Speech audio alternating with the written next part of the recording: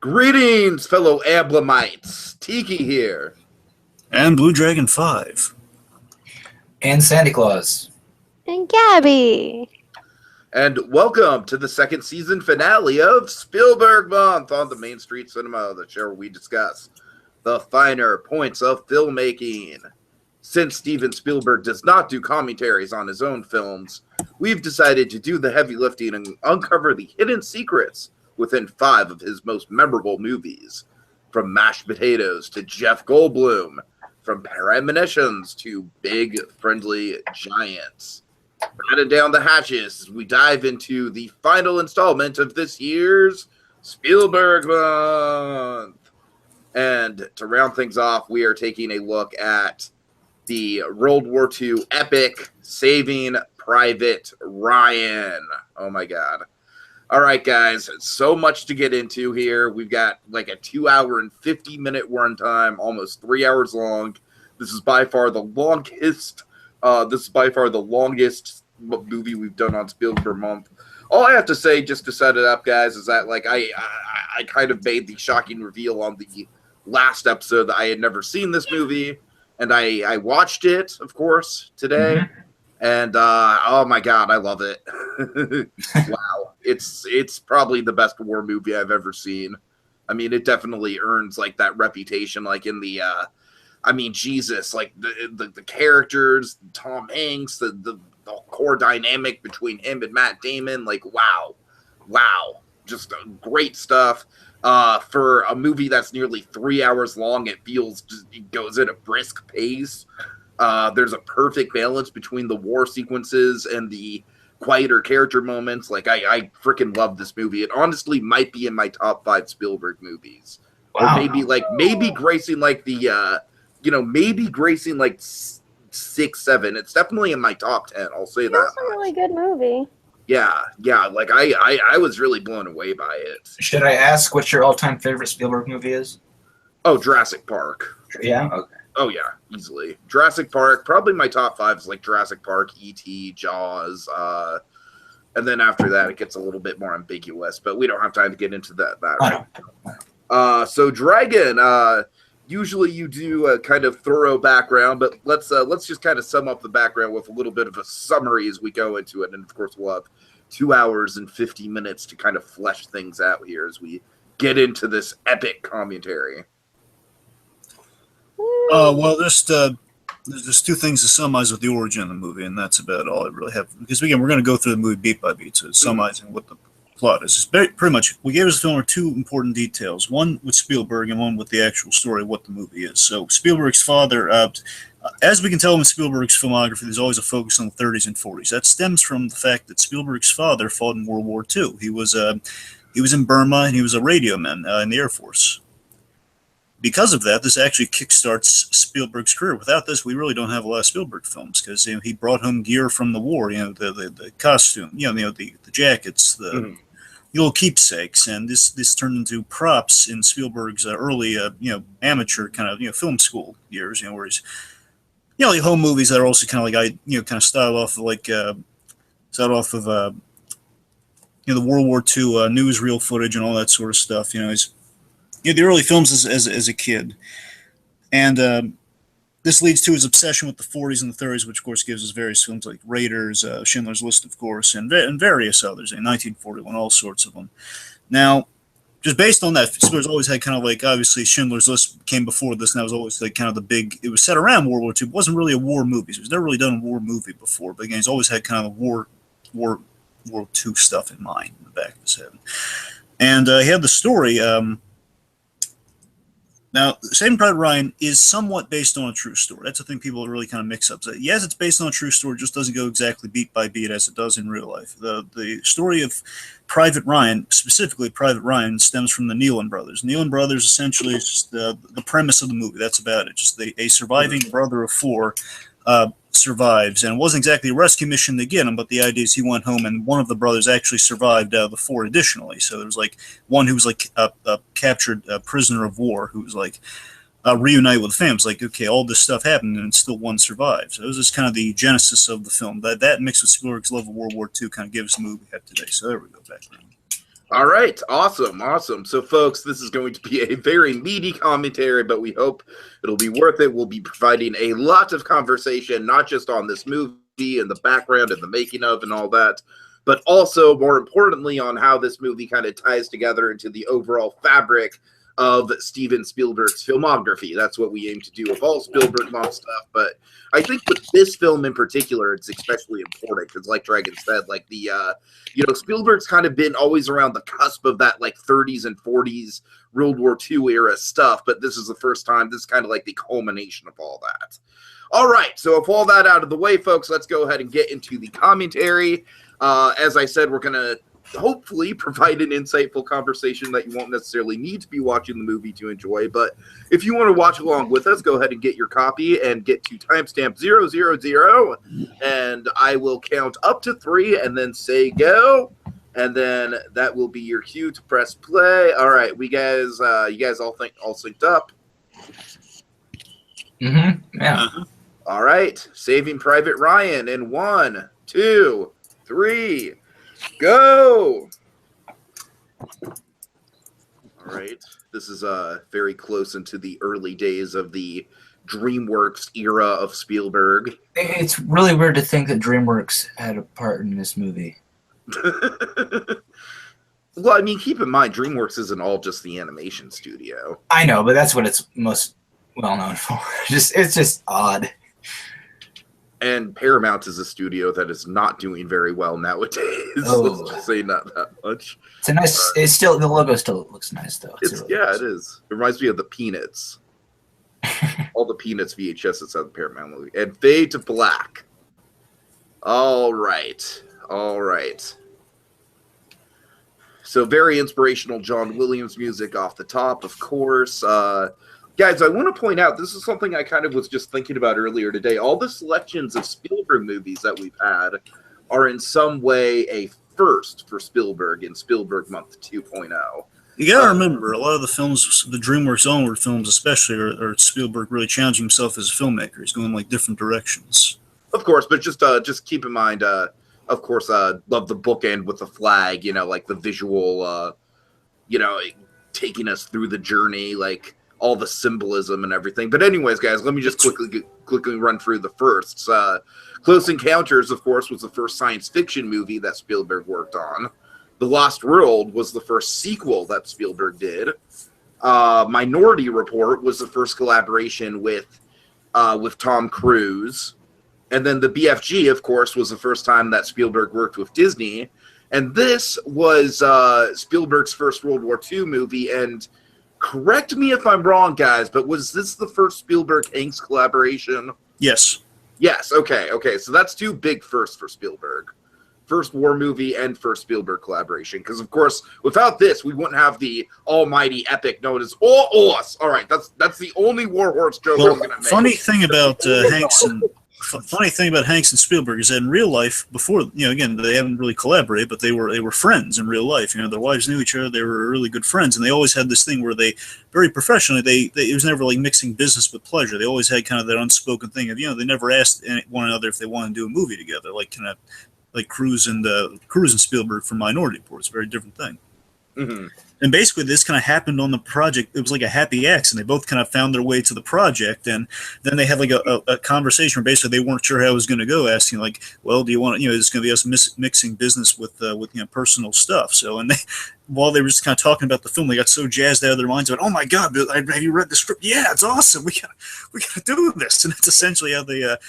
So they worked on. They also, because it was the first time Spielberg was working with a big name actor, at least a rare time. He actually did his. I don't know if this is the first time he ever did it, but this is the percentage of they did the 15%, the 15% of the gross tradition, where basically they take a percentage of the gross to get their money. They're not doing it for any like set salary. Just how successful a movie is. All right. Well, let's not talk over this. Ezra, go ahead. I can't believe how much this guy looks like Tom Hanks, like an older Tom Hanks. Like his eyes are like amazing. I've never seen this guy in anything else, but he just. Ezra, what? You do know this isn't Tom Hanks, right? Yes. Okay, good. I want to give credence. I'm saying, Ezra, this is a Tom Hanks character. what Sandy's hitting upon is that it's the fact that it's a misdirect. He looks like Tom. Yes, I think this is a classic. This is a classic example of someone being misdirected. Because Sandy, you didn't finish the movie, right? No. So, spoiler alert: this is actually What? Private Ryan. No, I'm sorry. If he couldn't finish the movie and couldn't look up the plot, then I'm just going to spoil it for you, Sandy. Oh, well, snap! I know that. Yeah, He this is actually Private Ryan. He And looks like Tom Hanks, though. Well, Sandy, Yeah, that's the I'm point. actually kind of glad because this is like a perfect, like, it's like live on air. We have Sandy being misdirected because he only watched half the movie and he totally assumed this was Tom Hanks. Oh, I love it. I actually love it, Sandy. Thank you. Thank you. If you listen closely, you can hear the egg dripping off of Sandy's face. If you listen really closely. Okay, and this leads us into, of course, one of the most iconic set pieces of the Spielberg filmography.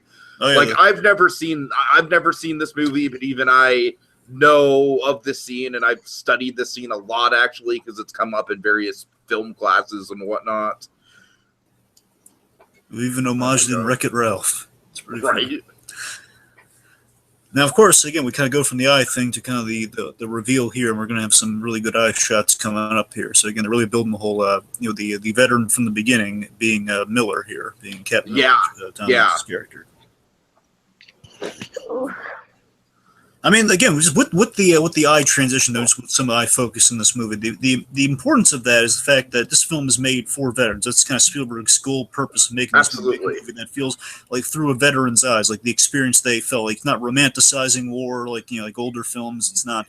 It basically, kind of, it was at the time. This was like a war film of a new color. It wasn't just showing you, oh my God, look how awful war is. Yes, look how awful war is, but look at kind of the honor in war. That's kind of what this is too. It's kind of I mean, I definitely think a lot of the big war movies before this, stuff like Apocalypse Now and Full Metal Jacket, like the look how crappy war is kind of came more from like the boot camp element and also like the psychological just, wearing down. Well, yes, the psychological element is there. It's like we've talked a lot about Spielberg composing his movies like horror movies, right? Mm-hmm. And I think this movie is another classic example of him doing that because all of these war sequences are like horror movies, especially at the end. I don't want to jump too far ahead, but I especially think the tanks at the end of the movie are the big monsters at the end of the movie. Okay, now, of course, just the visceralness of the heads getting blown off, just no one can forget that the first time they see it. It's just just a moment you'll never sear out of your consciousness. It's Spielberg's great at doing that both on like a visceral level and on a whimsical level. And this film is definitely on the visceral side of things, of course. Oh, man. Well, yeah, it's a tone-setting moment. That's a big takeaway from the movie. That was the moment in which you realize, okay, this is a war film of a different color here. When, like, the super realistic detail, the minute the door drops, the front line, the guys in the front row, they're dead. Mm-hmm. I think it's just how the Germans are shooting them through the water. That's a little bit of a Jaws homage with with the leg shot. A little bit, I can see that. But seriously though, we set such a great tone. It plays such a sense of helplessness. You know what I mean? Like, yes, there's nowhere to hide. Like bullets are just. I've actually had like nightmares of being in shootouts thanks to this movie. To tell you the truth, it's just. So I mean that's the point though. Just that's what this opening sets a tone for the movie in various ways. One of them being like there's literally nowhere under the water. There's no place safe. I mean you're in the thick of it. Like you're exposed. It's it's not like close combat necessarily. I mean of course there is close combat here and there. But I'm saying for one of the really dangerous things about World War II is that it's from a distance. Snipers and bullets and like vast armies from a distance and tanks and all the the advanced weaponry. What are these big spikes out of the ground for? I always call them like jack-looking things. When you have like play jacks and you have like the ball and like all the little. Why are they there though? I believe they're supposed to be barricades. Yeah, I think that's like the idea is like maybe I want to say the idea is that maybe like they can drop them on the ground from the air and then they can just kind of be barricades for the soldiers. That's a guess. It could be they assemble them on land. I don't know, but I'm saying that to me it makes the logical sense. You just drop them from above and then the men when they arrive they can hide behind them. Mm-hmm. Because they need room so they can kind of put the gun in between them so they can shoot. That's Right, it's a right, guess. yeah. It's a logical guess, maybe. I like how the movie doesn't really spell a lot of the stuff out for you, actually. Right. Oh, God. Okay. Oh my gosh. Now, Dragon, you've seen Hacksaw Ridge. Like, how does Hacksaw Ridge measure up to the violence in this? I'm kind of curious. Well, honestly, I think the difference is this is a little bit more. I don't want to say just more cinematic, but I think this is just it's more like you feel it. Like we have these moments with Tom Hanks, we see it from his perspective here. I think that's something that Hacksaw Ridge doesn't have, but it's like it compensates with that with more violence. So I think Hacksaw Ridge is probably more violent, but again, this is more artfully done and violent. Got it. Oh man. There wasn't as much fire in Hacksaw Ridge. Yeah, that is one thing that Spielberg kind of goes like, you know. Well, the other difference is too. Hacksaw The Ridge guy with the missing arm is, I think, one of the most haunting things I've ever seen. Fun fact about the guy who needs a hand. He's actually Quick, he's got Samuel L. Jackson's arm from Jurassic Park. Oh my gosh. I'm sorry, that's a tasteless joke. That was so funny. No, that was hilarious. I'm dying. That's funny. Fun fact about the amputee, they actually hired amputee stuntmen, which is a common practice in Hollywood when you need someone to lose a limb. So like this film employed a whole bunch of those guys for limb losing. So anytime you see a guy who's lost a limb, chances are that's a stunt guy who's lost that limb. Chances are he already had his limb lost. Yes. That sounds kind of depressing, actually. Yeah. Well, this movie is not exactly cheerful. Well, no. My point was how, if you need someone we need someone who lost their leg, start looking at people who, have their leg. Well, this is before they had the green sleeve. So they didn't really, nowadays we have the green sleeve option. They just put a green sleeve and they kind of erase it in the computers. It's a little bit. I see. So, yeah. Like if you ever do a stunt where someone's like practically losing a limb, that's when you want the amputee. It's the difference. Now, of course, this scene is very notable for just the length it goes on and just how, how well constructed it is that you can follow every beat of it.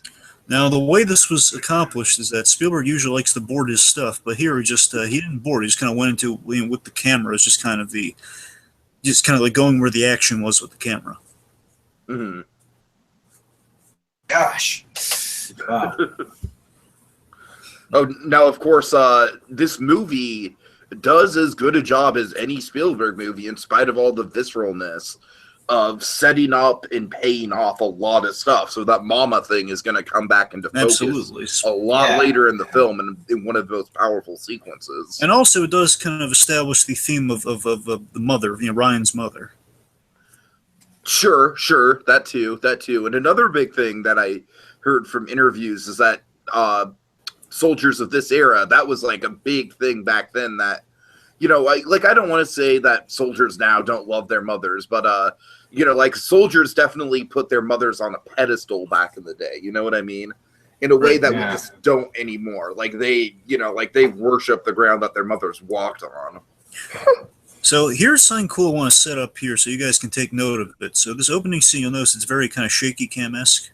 Yeah. The reason for that is a very clever reason. So again, Spielberg was inspired, growing up and when he made his kind of like war movies early on, and just in general for this film, the mantra was to kind of do what he did on Schindler's List, do a documentary style. So basically, it's the most real. It looks exactly like the newsreel footage, just how brutal and violent and how true to form it was. Basically, there was a guy there filming this, and that's kind of the idea.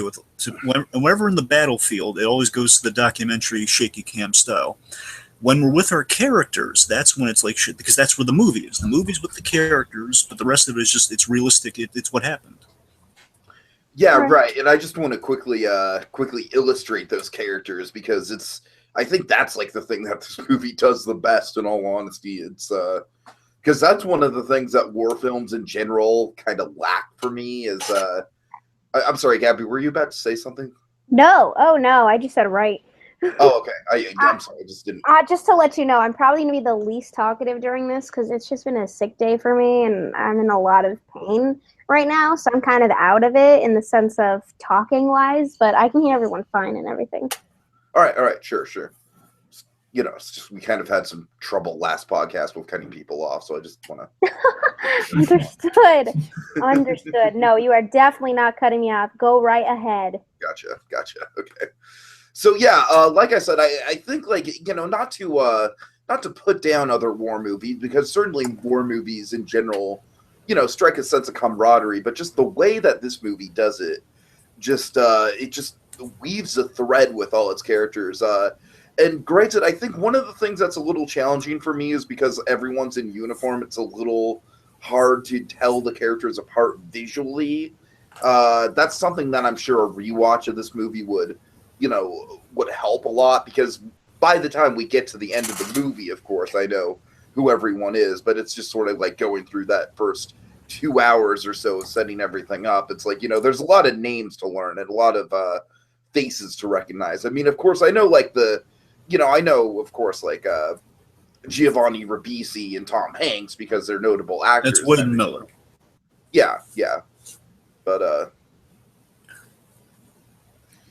I don't know. I'm just saying that was one of the challenges for me, was just a lot of faces to recognize and a lot of names. There always is a risk in any war movie of like too many character syndrome, where you have too many soldiers. A lot of time, but I think we do here, and the smart thing with logically with soldiers, that you give them like a assigned job or a task or an actor, which will kind of like differentiate them, and also will have like. I think what Spielberg does great here, what you want to do with any movie, is you have these. I don't want anyone to ever forget like the importance of character bits. Like we have these great human moments all throughout the film we're going to get. And they go, there's these little moments, these little lines, little bits of just like memorable, like, oh, that's kind of nice, which speaks volumes to characters who could go at any second, as we see with this opening. We set up that everyone's expendable in this film. Mm-hmm. And those moments, again, they kind of make those characters a little lasting, or kind of you understand the effect. It reads volumes from just a little moment. And they help kind of establish or differentiate character at the same time. Right. I feel especially bad for the medics here, because not only do they have to go into this war, but they have to heal, help all the people who have, had their heads. Oh yeah, I mean, again, if you want to see a whole movie full of that, you watch Hacksaw Ridge, because that's about a non-violent medic. I don't think I'm going to see that. I think I'm good on that. Well, he's not performing surgery in the field; he's just patching people up. I want to make it's not going that way with him saying there's a lot of, it's like, oh my god, like a lot of violence. Of course, setting up the chains of ammunition. Again, a lot of setup and payoffs. Spielberg, of course, is masterful at that, and this film's no exception. We have a few key players here. I forget if we meet everyone, but I mean, we meet at least a large majority in this opening scene, because we have Carpazzo, we got Carpazzo, we got Sergeant Mike. I call him Sergeant Mike just because the last name, like, it's Harvarth or something. It's like the Sarge, Sarge or Sergeant Mike, whatever. Tom Sizemore's character. Mm. Yeah, I mean, I'm pretty sure like the only really notable one is the translator that's not in this scene, right? Yeah, because remember, he's from a different unit, so exactly. I think everyone might. All the other guys might be here, but again, it's this little chaotic right now. And we have some really gruesome stuff happening too. But I do like how we do have key moments for for the medic and other characters. Like they're not necessarily. Oh god, that one moment with the guy. Yeah, we have some dark humor, It's like in Schindler's List where he had some really dark humor. There's a moment in Schindler's List where there's a really dark joke, and they kind of worked a little bit of that in here, where like the guy who takes his helmet off and gets shot right in the head. Yeah, he takes his helmet off after a bullet hits his helmet. Yep. Again, it's kind of it's black comedy in real life in a way. It's like, yeah, that probably would happen if a guy's like, I'm so lucky not to get shot in the head. Then he's shot in the head. It's brutal. There's just so much going on here, but I think Spielberg, like you said, he films it in a way. He films it like in this documentary type way where you're just, you feel like you're there. Oh yeah. Oh god. Of course, we see Ribisi as Wade just kind of really being a good medic here. Yeah, that's what I'm saying. That's what I'm saying about like this opening sequence. Like it's chaotic, and every single person that makes it out of it alive is lucky as hell to make it out of it alive. You know what I mean? Yep. It's like it's not even skill. It's not even luck. It's not even skill. It's not even like instinct. It's just like pretty much luck. Like pretty much like where the bullets fire and don't fire and land and don't land.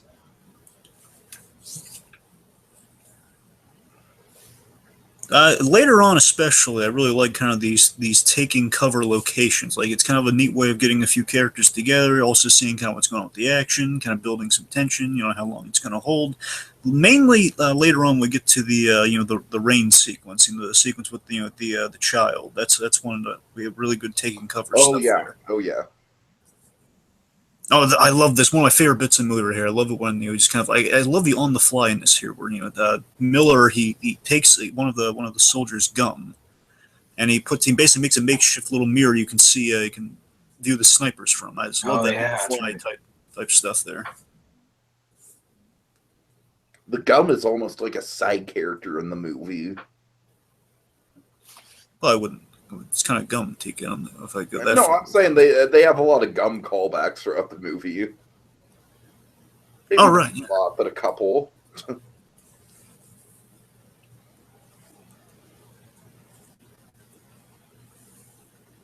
I will say this though. I think in places, mainly in the beginning and in the end, while it is shot well, it is good.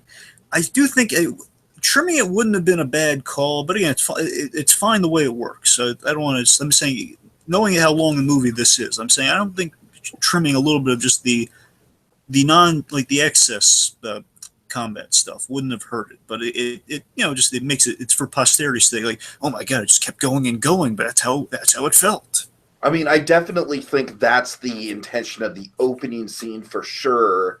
And as for the closing scene, like I said, I just think the creativity of what Spielberg does with the tanks and how he frames the tanks like one would a movie monster. Yes, we definitely get that absolutely later on. Basically, we do some Jaws like kind of reveals of the tanks in the third. It's Jaws with a tank, man. I'm telling you, I was blown away by that. It's the military version of Duel. right. So that to me kind of elevated the third act sequence as long as it is. And this, while I admit this is a little bit more scrambled, another thing I like about the two long war sequences, bookending each other, is we're just meeting our characters, you know what I mean? And we're just in the middle of the action and everything's hectic, everything's the arrival and the exit.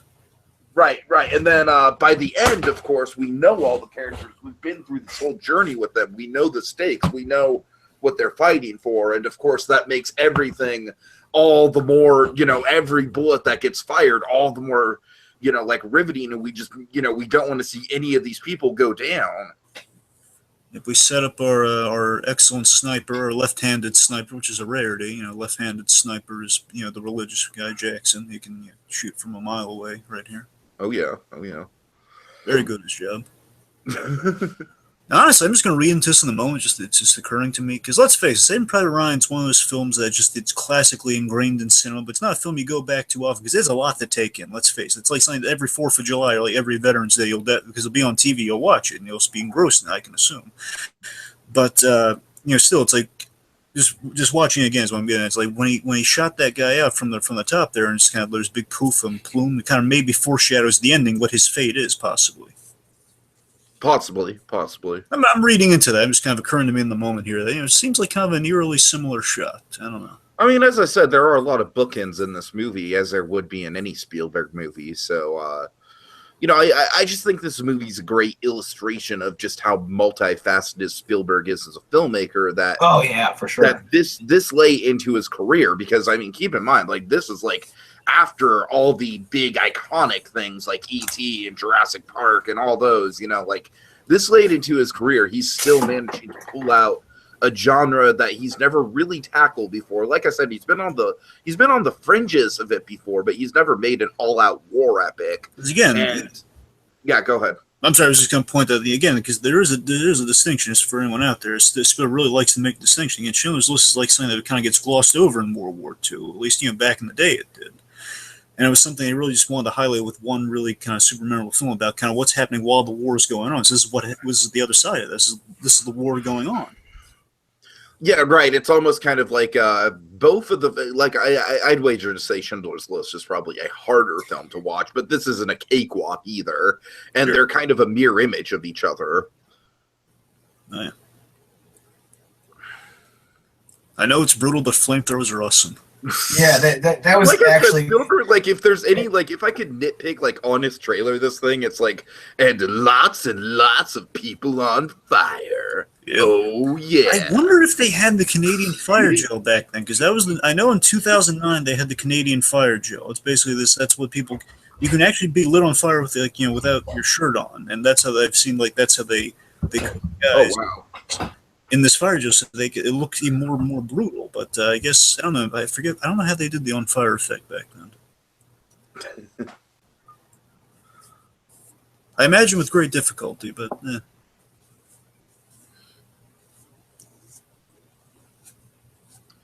So I think this movie strikes a really good balance between, as you said, Dragon. It's a movie for veterans. It's a movie honoring veterans. It's also a movie that I think gets the new generation into it. You know what I mean? It's I think it's a very watchable movie as a war movie. It's a movie that you can just like get engrossed in.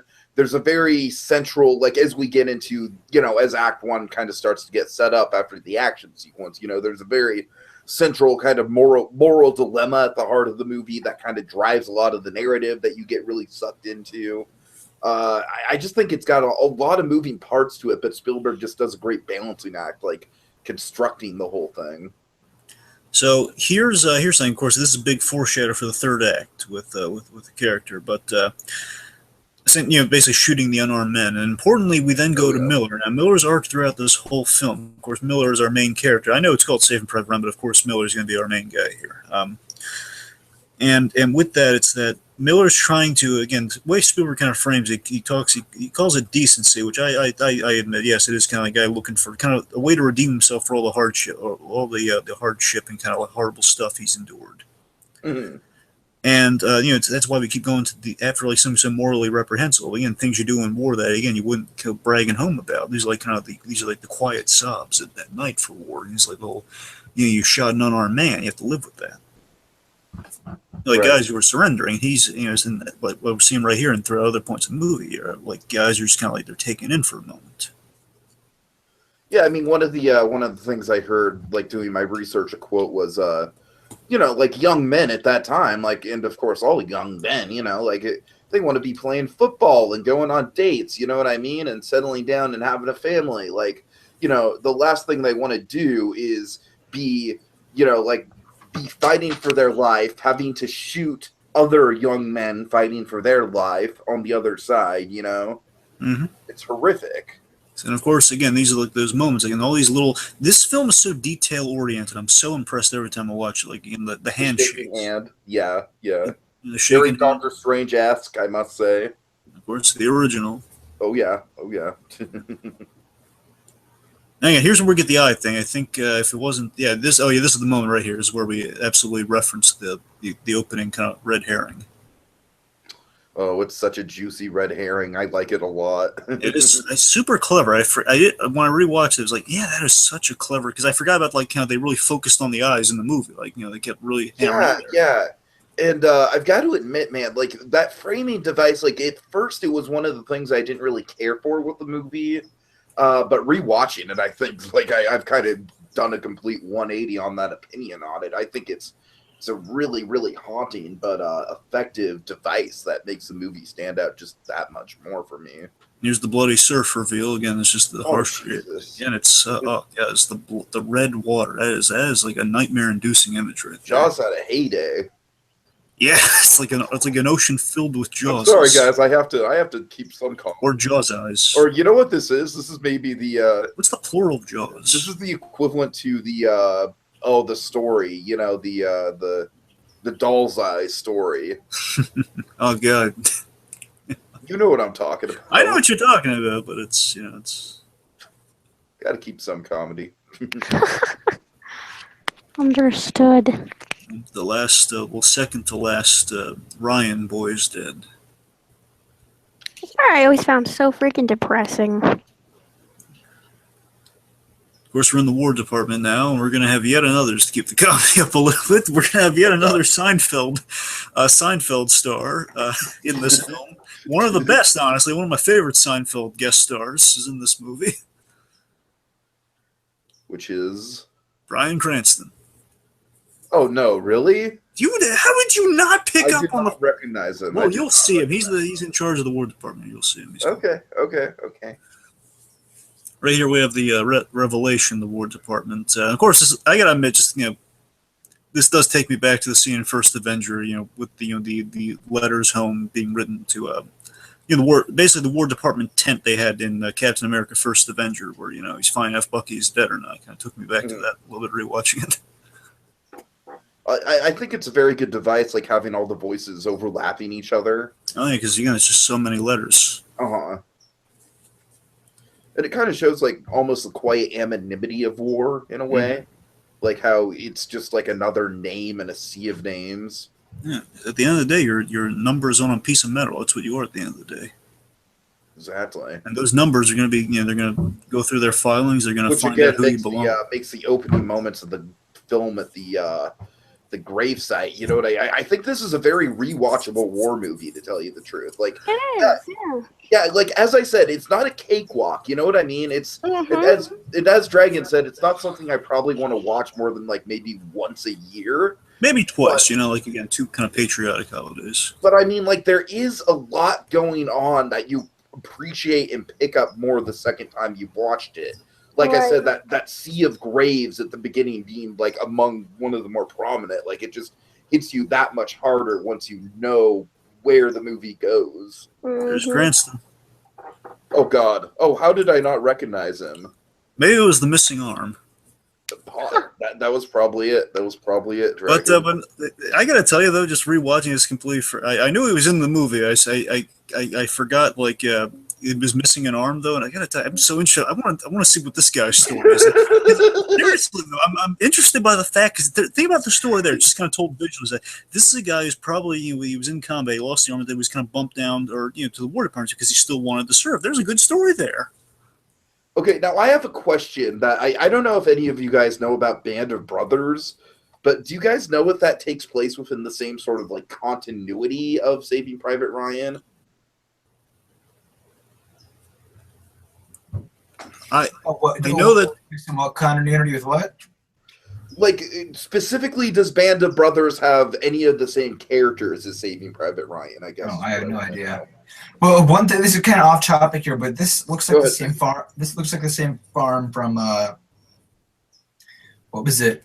That dog movie that came out. That's helpful. There are a lot of dog movies. Old Yeller? No, it's recent. It's recent. It's this dog movie where the dog basically every time he dies, you get a new. That one.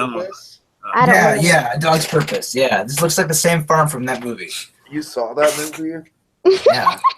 Oh God, that movie looked so depressing. It really did. I was like, yeah, I'm gonna watch a dog die every 15 minutes to 2 hours. Sounds like a There's more every like 30 minutes. Oh, okay. 20 minutes maybe. Anyway, in answer to your question, Tiki, I doubt it. I'm not sure though, but I know that Steven Spielberg and Tom Hanks produced that. Well, yeah, that's why I asked. That's why I was kind of curious. I guess it's probably not in the same universe. Well, I mean, probably not the same characters. I doubt. It's a guess, though. I mean, it's just you mentioned like the Cranston character and like how like I could see like some of these characters spinning off into like a TV series. You got a point there, and of course the starred car here, famously, whenever this car shows up, with the priest. It's basically like the Grim Reaper rolling up to your doorstep. Oh yeah, it's either a father or a son is dead. Mm-hmm. Or a husband, husband, father, son. And she could just think that one of her sons died, but no, all three of them are gone. Yep.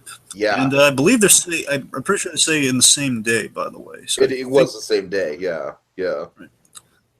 So this is great, and this actor, by the way, he's playing a real life character. So George Marshall was really kind of the head honcho back in the day. Mm. Oh, by the way, this white haired gentleman here on the right, that is, he basically was. They did boot camp for the actors to really show them what the experience was. So they actually did train, that's like, one of the, right. I forget, it was something. It was like I forget what his rank was, but it was I think it was Dan Dye. I believe that's his name. And it was something Dye. DYE. And yeah, he kind of I assume he shaved the mustache. He usually had a mustache during the training sessions, but yeah, I think he did a decent job. He's kind of pointing out, like, no, we don't want to do this. Again, sounds very kind of boot camp instructor. I was like, no. Now, guys, I want to just point out how similar of a structure this film has to, oddly enough, fucking Raiders of the Lost Ark of all things. Really? Okay, because if you think about it, we have the opening sequence, which is like basically like an extended, huge action sequence, and then we go into this, which is essentially the classroom. The classroom, right? Like setting up the plot, like setting up like the stakes, like setting up. And then we're going on a search. Yeah. Huh, and of course we have kind of our big kind of our tank thing, which then leads to kind of our tank to our ending, which includes a lot of death. Okay, I kind of see you're going. Yeah, okay, I see. It's totally Raiders of the Lost Ark. That's kind of funny. I never thought of that.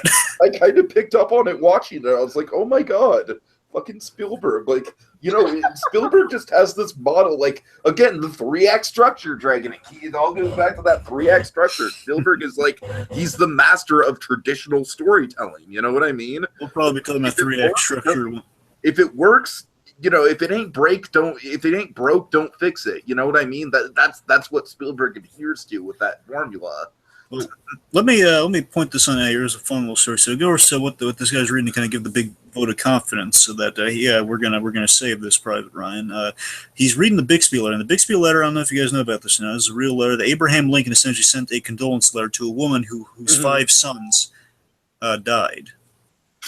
She had 5 sons, and then they all died in war. And basically, he sent like the most really compassionate letter, thanking her for her sacrifice. And the idea is that's kind of inspiring these guys to, absolutely, we gotta save this kid. Again, we can't put another mother through it. It's like such an honorable, noble, again, a decent thing, and decency being kind of the running through line of the film. And to do this, what they do is really neat. Is that when they were doing when John Williams was doing the score for this scene, he doesn't like to read the script. He likes to kind of go off like the footage and see what the actors are doing. He's kind of have the scene, like, take it scene by scene instead of the whole picture. So Tom Hanks was in that day, and he read very coolly. He read the Bixby letter as this actor did, and basically kind of like inspired the orchestra. So when they played, they really got into the emotional headspace. So it was really clever. Yeah.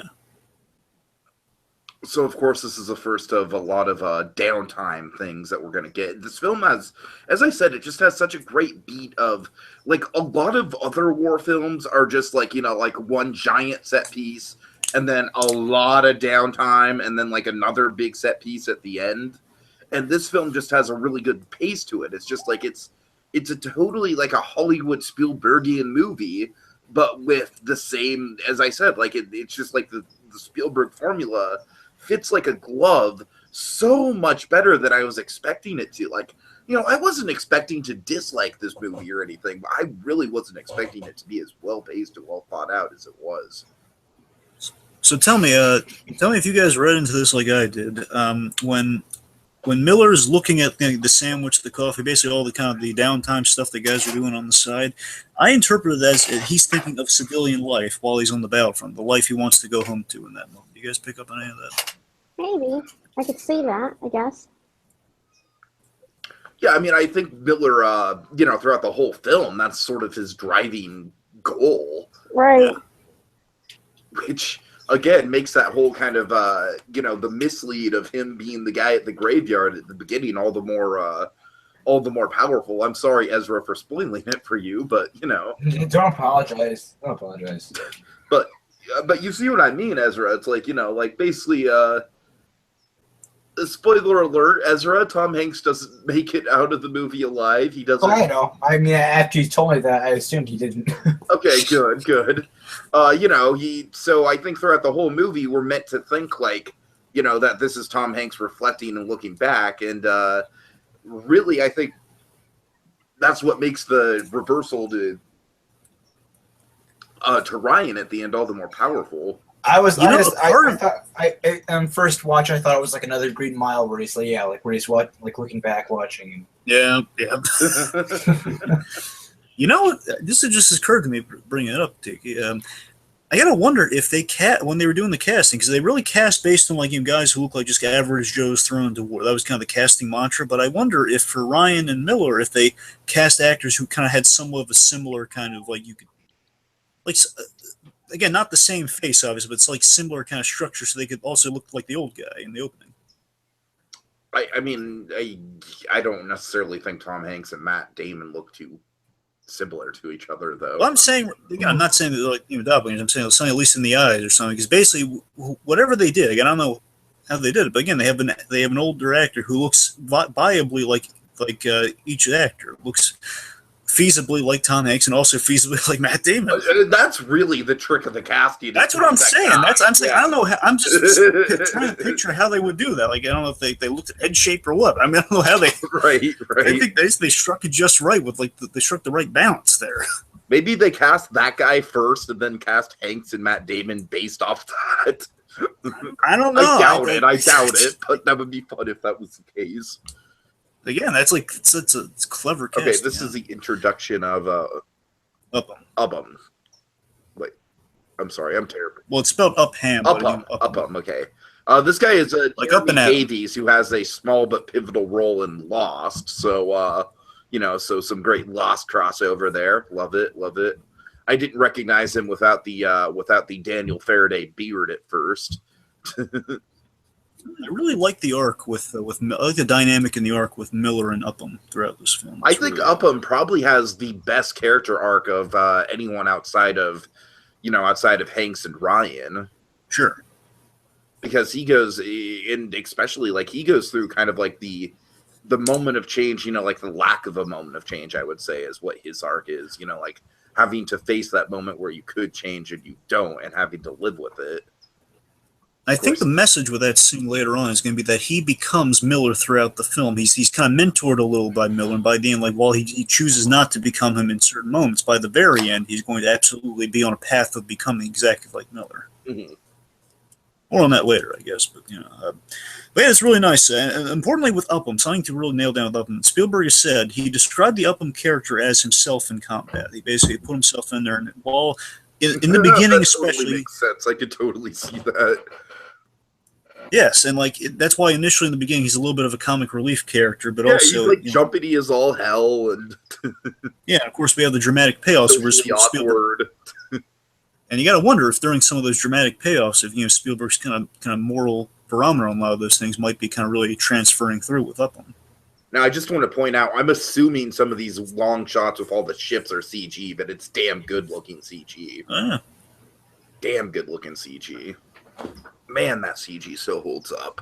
Oh, by the way, so they shot the majority of this, if not entirely. I know at least I know they definitely shot the beach there. I don't know if they shot the whole movie there, but I know they shot in Ireland. Okay. And they actually, again, in that opening, and I don't know how many other shots, but they had the Irish Army, actual soldiers from the Irish Army were in this film. What's the matter, kid? You don't like lamb chops? Again, sorry. folks, we're taking humor. We're desperate for humor. That's why we're making very, very forced Spielberg references. I'm sorry. Every time I see sheep in a Spielberg movie, I just think a T-Rex is going to come down and eat them. That would be that's the only special edition of this movie I would like to see, honestly. Just the T-Rex randomly coming out of this field in the. Well, no, I'm just saying if we just had that's gonna be funny. I'm just saying if in the background, if we had dinosaurs just kind of randomly around in the battlefield, that would make things more dangerous. Dinosaurs. Okay. Let's do it. We'll do it like Close Encounters. We're going to do a version here. Let's add some stuff. I've got to say, Dragon, you've sold me on Jurassic Park in the battlefield. You sold me. or like in the A Bug's Life blooper reels, they have Woody with the film slate, the T-Rex with the film slate.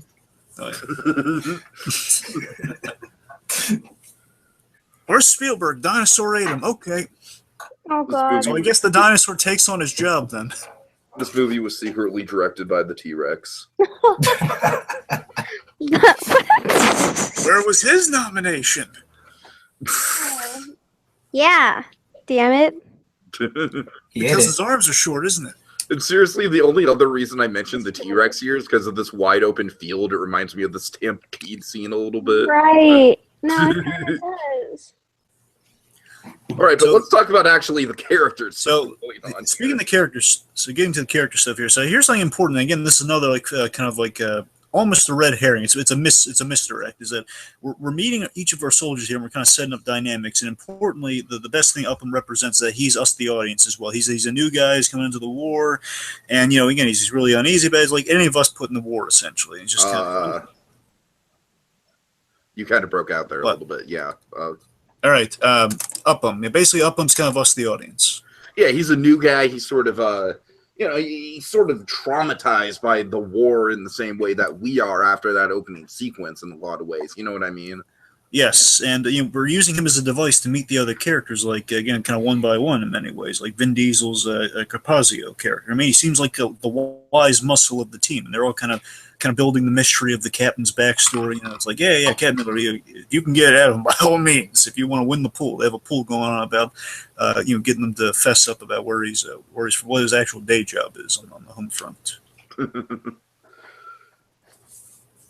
Yeah, a lot of good dynamics. As you said, Dragon, I think this is a good device that they have to get us introduced to the other characters, to have this newcomer to the troupe, because this is a very, very close group of guys right here that we're following throughout the movie.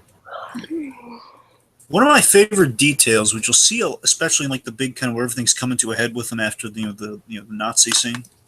Mm-hmm. But if you'll notice, I don't know if it's on everyone, but I know it's definitely on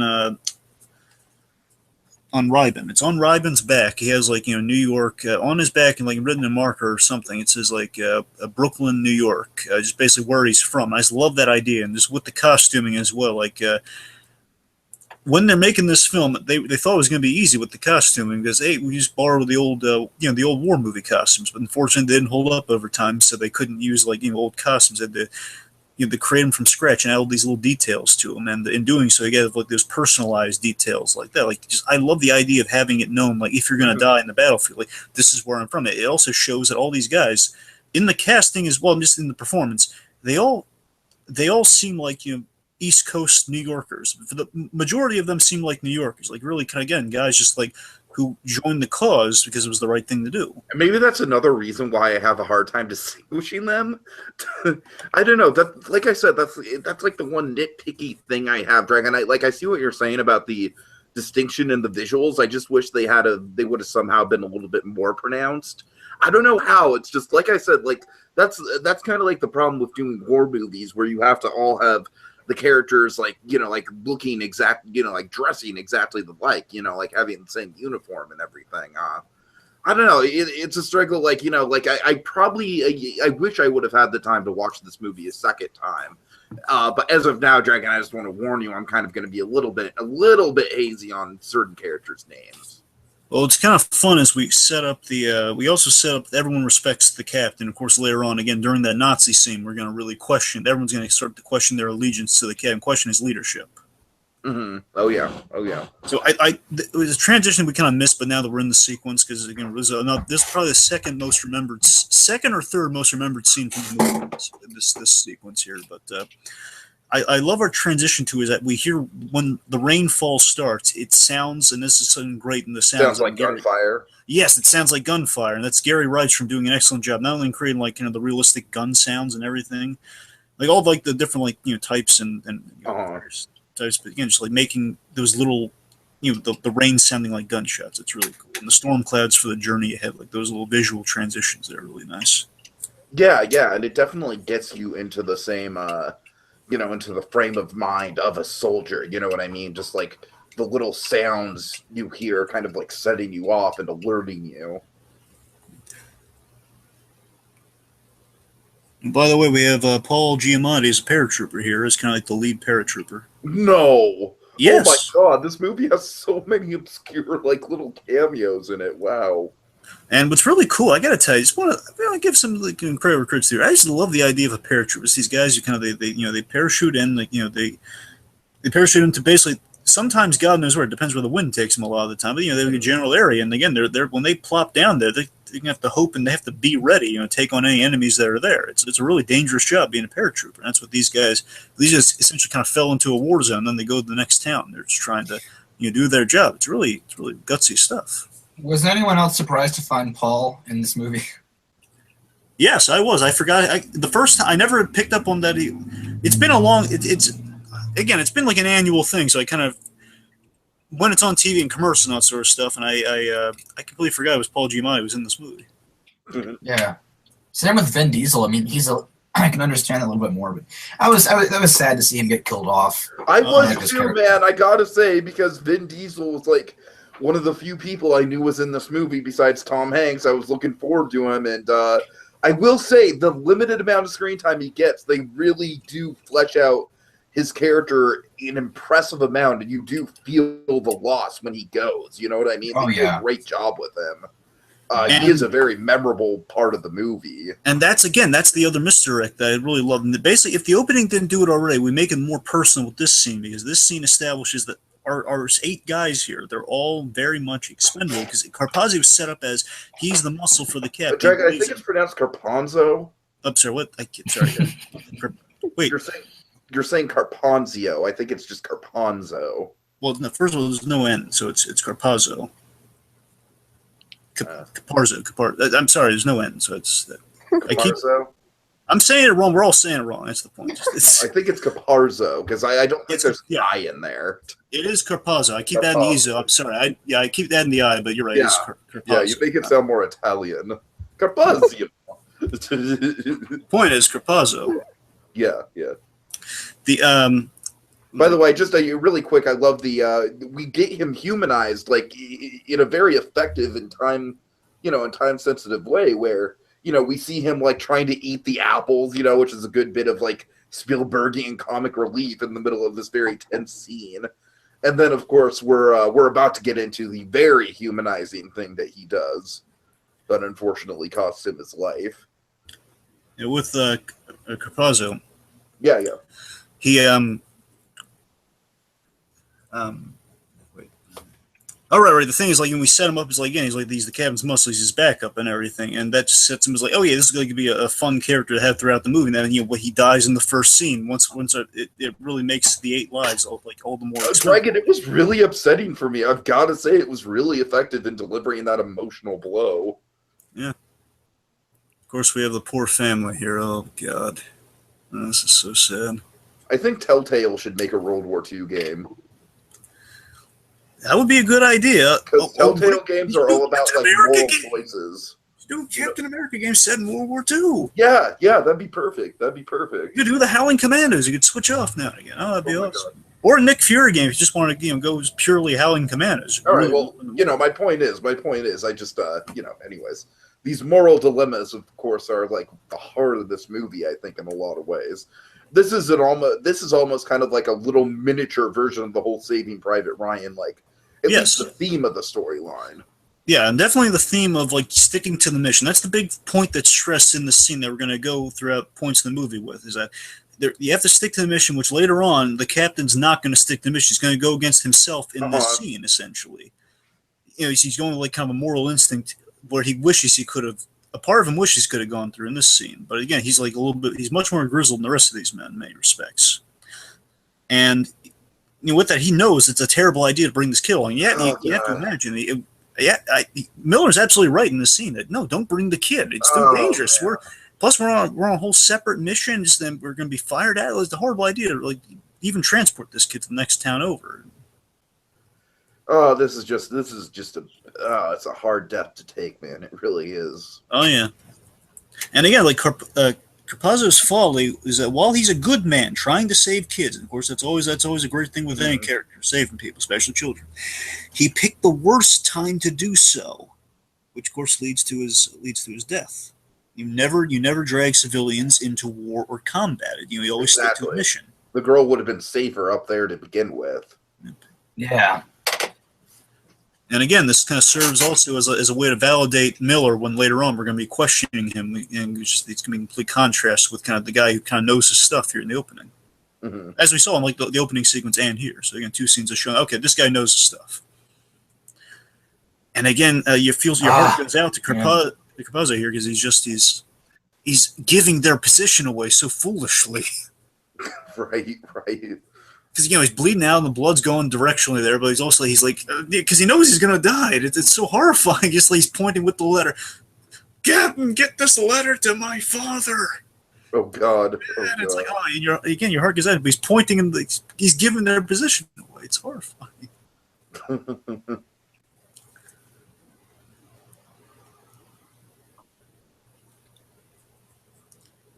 I mean, again, Vin Diesel's played nothing but lovable American icons in a way. He's played, and this guy is kind of in that same sort of mold, except he has if you thought the ending of the Iron Giant was a tragic end to a character. So I mean, again, he's played he plays death a lot and beautifully plays death beautifully. I got to tell you, with Vin Diesel, he plays really it here. Does, man. Iron Giant, we have fake out deaths with the other two. Bear in mind, of course, with Groot and with Iron Giant.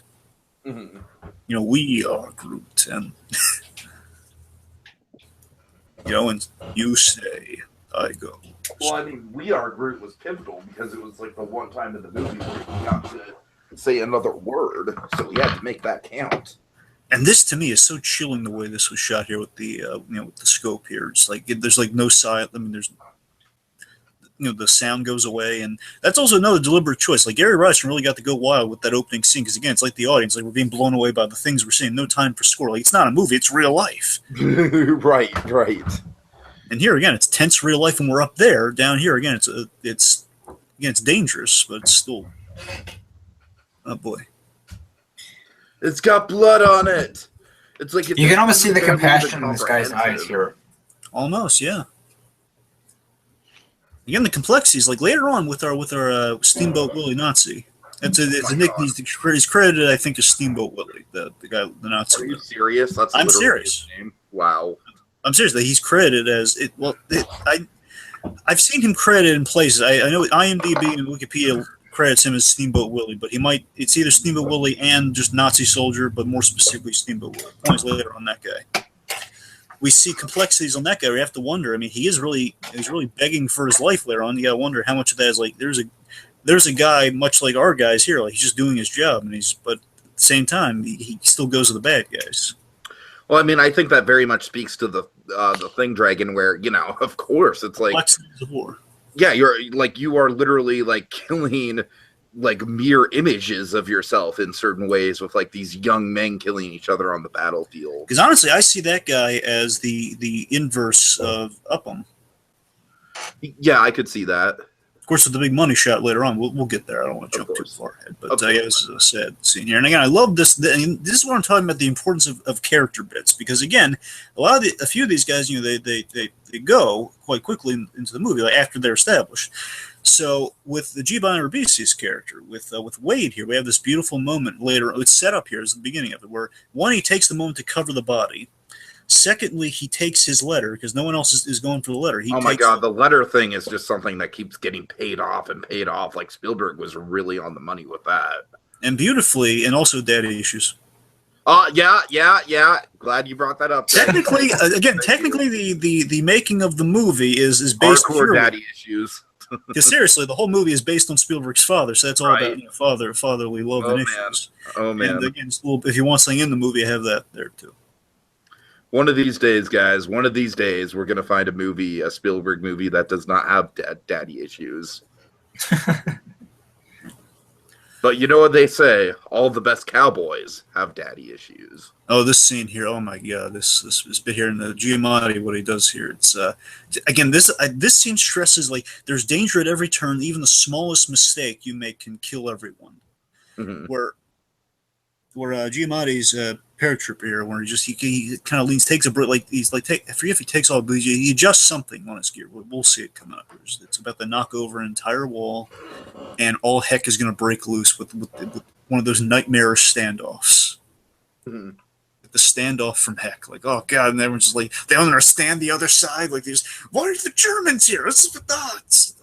We're dead. We're so dead. All right, guys. It seems like Gabby has to get off. So thanks for joining us, Gabby. When you could, see you later. Bye, Gabby. Thank you. Bye, guys. Goodbye. Bye. All right. Yeah, this is a long movie. I don't blame her if she's not feeling well and has had a really long day. So, all right. There's utter chaos on either side here. And then there was 3. All right. And Ted Danson's about to come to the rescue. Ted Danson? Are you serious? Yes, Ted Danson comes to the rescue coming up. Oh my god. Wow, so many cameos in this thing. Here we go. Wow. Oh, you're right. It totally is Ted Danson, isn't it? Oh my god. Funny, like little Batman fun fact here. Neil Adams, a famous Batman artist, he actually draws his Batman at least to him, like his personal Batman, when he thinks of like kind of what a model to draw Batman off of. There's an old war, it's not this movie, but there's an older war movie with a younger Ted Danson that he actually models his Batman on. Oh wow. So young Ted Danson is kind of the early Neil Adams Batman comics. He goes for like the real kind of the musculature, and like basically Neil Adams is famous for being the first kind of realistic proportion comic artist. Awesome. So, a little fun fact for the kids out there. All right. And yeah, like I said, I think this film just has a really, really good beat of, like getting those character beats. And then, like, as the film goes on, we have the character stuff more integrated into the action until eventually the two just kind of go seamlessly with each other. And I think it, has a really good build towards that as well. Now, I gotta say, we're going with another slowdown, of course. We just got past that riveting scene with the rain into, so like I said, the film kind of clips away. now while this scene's good, we also have another famous cameo here. I did notice this cameo. Good. Yes. But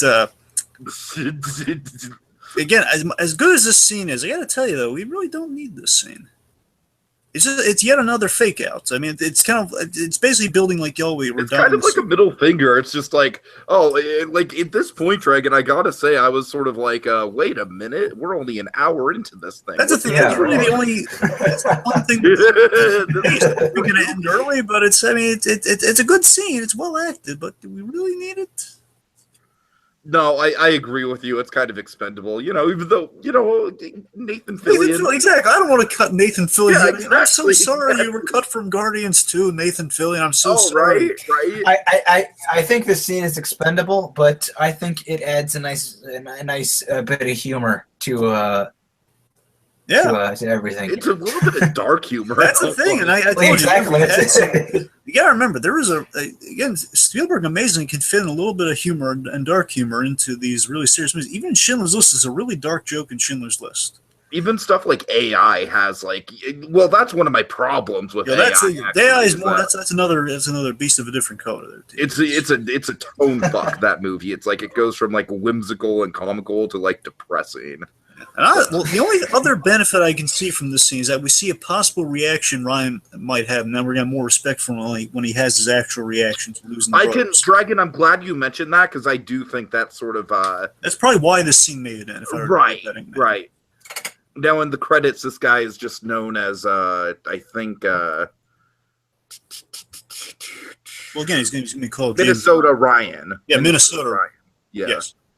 Now, to be fair, his reaction, I don't want anyone to take away like, oh, man, he's such a pansy. He's not, because one, he's lost his brothers, but secondly, his brothers. From what I understand, they're in I think they're in grade school. They're in school. Yeah, they're in grade school. Yeah, that's the thing, which is even more tragic. He just learns they died on the. I mean, that you understand his reaction there. Yeah, it's not the Ryan later on with the actual Ryan is going to be like he lost his brothers in combat, which again, it's like they all sign up for the same. At least he's going to still be bummed out, but you'll see the difference in the reaction. That's right, and of course Ryan's reaction, Sandy. Oh my God, my young brothers all killed in grade school. Oh my God.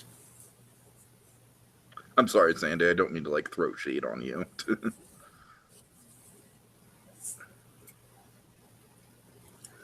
Yes, and again, just like in black comedy right here, and yes, he just feels embarrassed more than does it. How could you be sure? Yeah, I'm sure they're fine.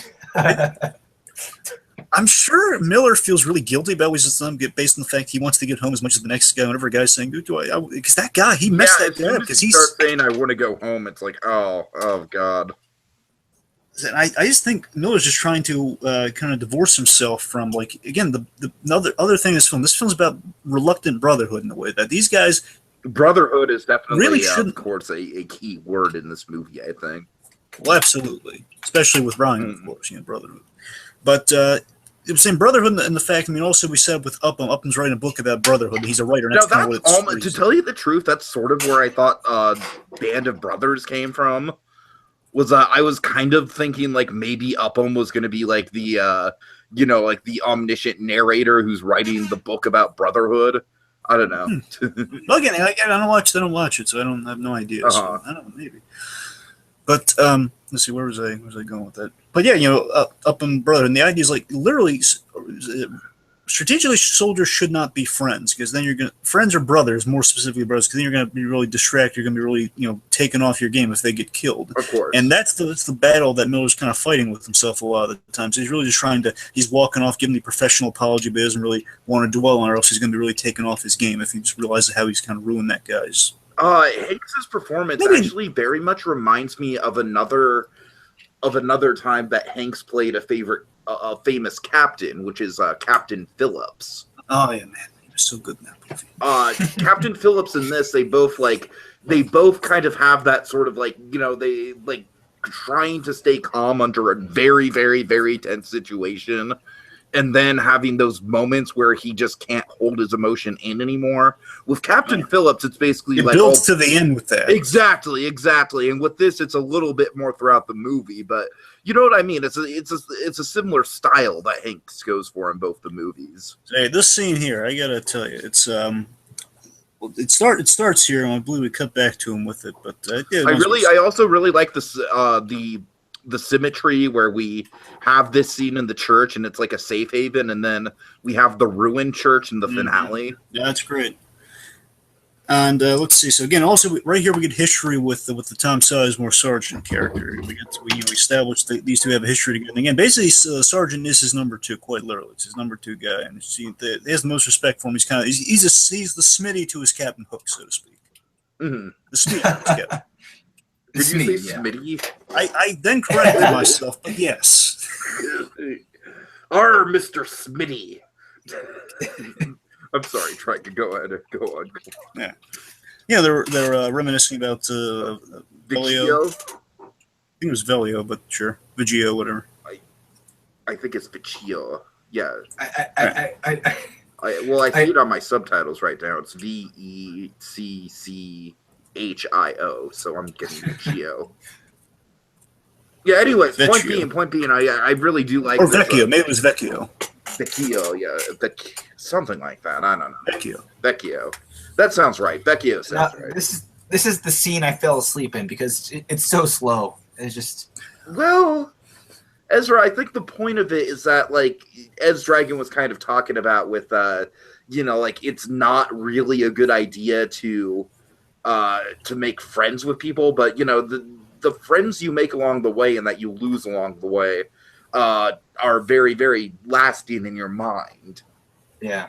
And so I think that's kind of the point of this scene, I think, is to kind of like illustrate the history and camaraderie they have, not just with these two characters, with Hanks and Sizemore here, but, with the greater context of the brotherhood of warfare, I think. Oh, yeah. If that makes sense. Oh, yeah. Two things, one point at Tiki. Like renegade level shit right there, but... Well, two things I want to point out to you again with the observation about the church. We also, this kind of bonding scene, like it's going to be him and Ryan later on, and the rest of the soldiers buddying up later on, and that's in the third act. So we're also kind of doing that here. Absolutely. And secondly, I just want to mention this because again, I've said this about Catch Me If You Can with Hanks, but it's like one of those scenes where it's given Hanks a Jim Gordon moment. That's kind of what this is like one of those scenes. It's so good. It's just given like one of those moments like talking. You're talking about regrets, like a real human scene from. Reminds me a lot of like kind of those Tom Hanks, Jim Gordon thoughts. Like I always thought, like if Hollywood ever stunt casted for a Batman movie, we might luck out with Tom Hanks. Oh God! If they ever stunt Kelly, let's go for the biggest name we can for every character. Let's go Tom Hanks as Jim Gordon. That's what I was. All right. I was saying, Catch Me If You Can. I was all over that movie. This scene, basically, it's this scene like when he's just talking about like, and importantly, what Stomach gets back on point here is he's talking about, rationalizing rationalizing all the horrible stuff you do in the field, and basically, he's lost 94 men, 94 deaths on his conscience. He has to keep powering on through. But he saves 100 more for each of those men that he loses. Absolutely, and that to me, that was the last thing. That was the Jim Gordon line for me. I was like, that sounds so much like like a guy who's like kind of goes back to the whole Schindler's List. Like I could have saved a few more thing. Exactly, and that's this is human rationalizations, really. Right. And again, that's another thing that I think makes this film kind of a good sort of mirror image companion piece to Schindler's List in a lot of ways. Yeah. And he has this really great line too, where he says, I would trade any Ryan for any of you men, for to save. Oh, that's great. That's great. Yeah. Basically, he'd sacrifice any Ryan to save any of them any day of the week. Exactly. Mm-hmm. And I just want to kind of dwell on the moral ambiguity of the plot of Saving Private Ryan, because I think it's one of the big driving forces is, kind of the whole, well, it's just one guy, and why are we sticking our necks out for him to get him home when we're not even going to get to go home after this? You know what I mean? And I do think it's a very human issue that drives a lot of the stakes in the movie and drives a lot of the very, very natural sort of dramatic tension that we have. And I think it's just as you said, Dragon, with the backstory going back to, I think Spielberg did a really, really clever thing with the storytelling here of taking that, taking the story of the guy who has to get home to his family and kind of contextualizing it within the Brotherhood of Warfare. And, basically it's kind of like the Brotherhood of Warfare versus traditional American family values that they're fighting for. It's sort of the plot of the movie, which is such a clever idea. They're losing their soul. So much. They're losing their morals and their souls as they're kind of over there fighting for what they value. And again, Miller's hoping. Miller and the rest of them, they're hoping to God, these hard choices they have to make. Again, one like Orion over the rest of them, is going to balance out in the end. Because again, it seems really unbalanced in the moment. I'm sorry. The line really was wouldn't trade Orion for Carpazio or any of the other guys. Mm-hmm. Just let me say he led with Carpazio. Sorry. And with that, Mamma mia! I'm going to do a nice pizza pie. With Carpazio. We had the letter bit too, where basically Giovanni Ribisi's character Wade, he's transcribing the letter, and he had the bloody letter that can't be really read. So it was also in the rain and everything. So he's writing it out so it can be properly sent. Really nice. Mm-hmm. Mm-hmm. And the downtime's the best part here. It seems like these, where we have I will agree with Ezra to a certain extent, though. It does kind of. I'm noticing with this scene in particular, it does kind of go on a little long. Yeah. It is good stuff. It's just, I do think this movie has an excellent pace to it. I'm kind of nitpicking. Keep in mind, guys, we're getting, we're about 20 minutes away from being the halfway point of a 3-hour movie here, and it feels like we just started to a certain extent. So yeah, because remember, we don't get the premise until half an hour into the movie. Of course. Now, Dragon, do you want to break down that oh-so-delicious 3-act structure? Where does Act 1 end?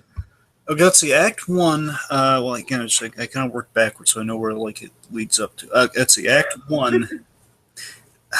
Crap. I think Act 1 ends with. I know it's after the. I think it's after. Carpazio dies. I agree. So that's where. Yeah. That sets up the stakes. Of course, we know the story, we know the goal, we know the mission. But Carpazio sets up the stakes, which is very important for the end of an act. End of Act 1, Carpazio dies. End of Act 2 is we have the other death. Ribisi, yes, I agree. And then we go to that. Yeah, that's kind of really cool. It just occurred to me in the moment here. Oh my God, it's such a great way to structure with the death of two of our team members. Really, that separates the acts. It's a very, very natural 3-act structure. It really, really is. In such a long movie, Spielberg again. If it ain't broke, don't fix it. You know what I mean? Spielberg is the master of the 3-act structure. He does it better than anyone else. And he can keep doing it for every movie he ever does, for all I care, because he's so good at it. This is something just occurring to me in the moment as well, that, oh my god, it's kind of almost, that letter is almost like a curse in a way, because again, the man who then takes that letter then dies. Absolutely. It could be implying that, again, maybe, I don't know, maybe thematically.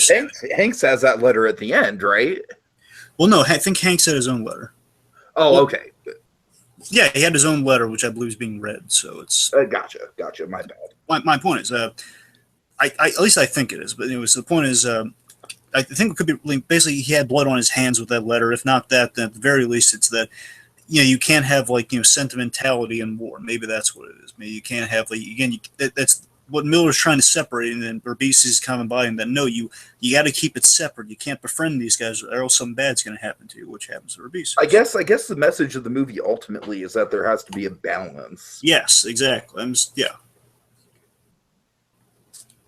Again, we set up Berbisi with bits like that. Again, the stress on the character bits, and even when he's a mech, he's a guy who helps people. Instinctually, we're on this guy's side, and additionally, he's doing things out of his way to be really nice, and we're setting this guy up as someone we really like, and we don't want to see anything bad happen to him.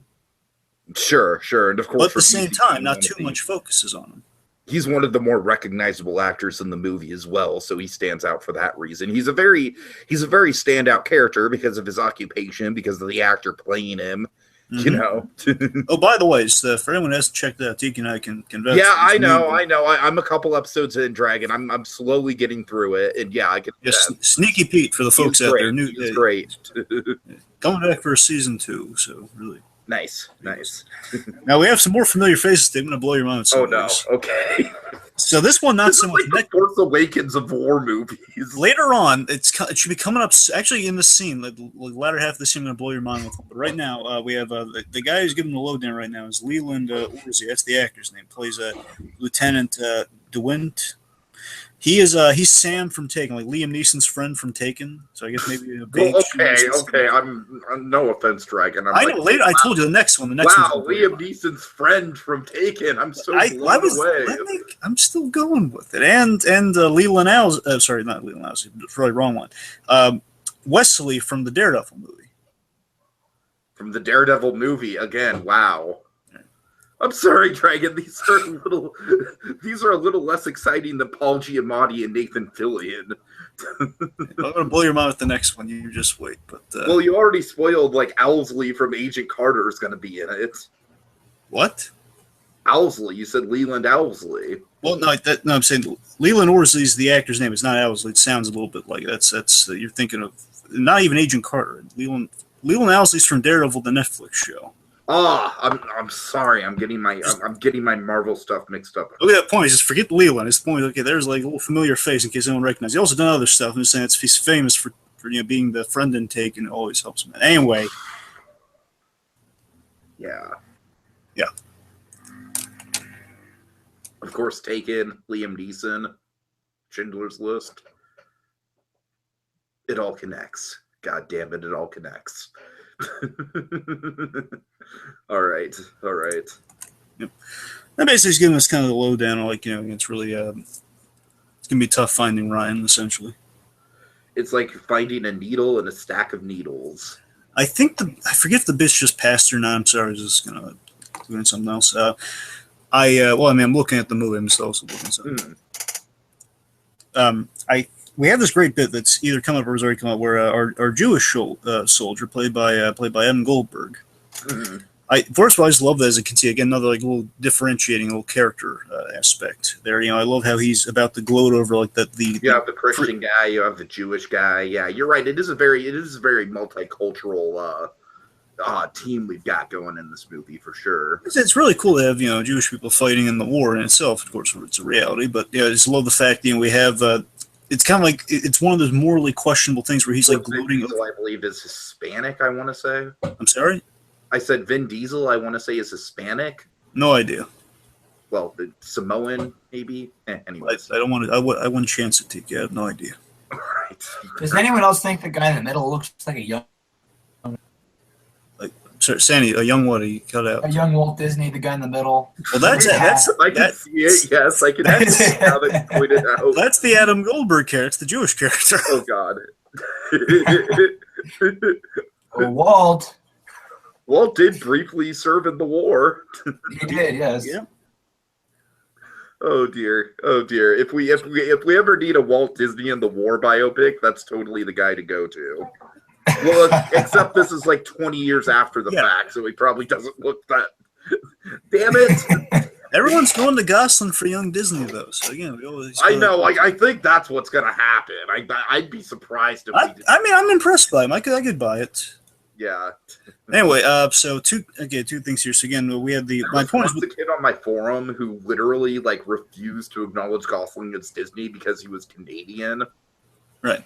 And I was like, get out of here. So again, this is another. We're building these memorable bits with Ribisi, where he's like he has the soul again, being the kind of the medic, and the guy's patching these guys up. They're coming out. He's realized it's in such bad taste to go through all these dog tags, the symbol of death in the military, in front of all these battered. Well, troops. not only that, but they're like they're kind of trying to make light of it because it's a bad situation. But they're playing poker with them. I got full house. I got 3 of a kind. Very disrespectful. And again, Miller here he's this little bit where he's taking in. We're like, it has to be done, but at the same time, he's realizing, this is bad morale. I've divorced myself too much from kind of looking at these guys as human beings. So that's obvious. That's he's so there's this little slight motion where he puts his hand over his mouth. It's like that's him being a little horrified at his action there. It's a little bit. Again, the film is all about kind of striking that balance. Yeah. And then, honestly, I don't know how you guys read this, but it's when he starts just shouting Ryan here, I think it's out of desperation. Like he's kind of breaking. Oh, yeah, totally. He's at his wit's end. Absolutely. Luckily, it pays off, though. You know what? I would say this is the most convenient thing in the whole movie. But here's why you're going to love this. This is a convenience. You've got to admit, this is totally a plot convenience. And here's why you're going to love it, Tiki. The actor who gives us this plot. Oh, no. Okay. Oh, God. It's a Bates Motel actor. No. Yes. Is it Chick Hogan? Yes, it is. Yes. Oh my God, it's Ryan Hurst. So the one who has the hearing issue, it's just him without the beard and is a little younger. Oh my God. That's Ryan Hurst as Mendelssohn, I think is Mendelssohn or something. Wow. That's delightful. You guys got any boar jerky? Oh my God, yeah, it's totally like a younger, good-looking Chick Hogan. It's just a very inside reference to Tiki right here, folks. I'm so sorry. On Bates Motel, there's a character called Chick Hogan in I want to say season 3 onward? It's season 3 onward, yes. Yeah, season 3 onward, and he's a whole lot of fun. He's a ball of laughs. Has a lot of quotable lines, hence the I'm writing a book! Yes, and everyone writes a book. Very memorably, but all right. So the Chick Hogan fun aside, again, I just want to hit my point real quick. Is that again, I like the ambiguity of like the prisoners of war, like as the Nazis are being led in, they have our Jewish guys kind of mocking them, like kind of teasing him as he's showing like the Star of Day, like Right. Again, it's like it feels so wrong, but it's right. It's in a way. Well, I mean, it's just sort of like. Again, kind of like finding comedy in dark circumstances in some ways. Yeah. So yeah, as I said, this is a little bit like, I mean, we've got to find Ryan some way, but it's a little bit convenient. To be clear again, not Ryan Hurst. We're fine. James Ryan. Yes, Dragon. I know. Thank you. They found Ryan Hurst. Yep, they found Ryan, the wrong one again. God. It's like American Tail. They just keep having these near misses. Oh God. I do like just like the writing, like write thank you guys again, really grand and gracious. Oh my God, we're getting such a break. Write thank you, go on. Right. You're welcome. So again, we set up Act 3 with like the mention of the Rommel Bridge. Oh yeah. That bridge is such a good set piece.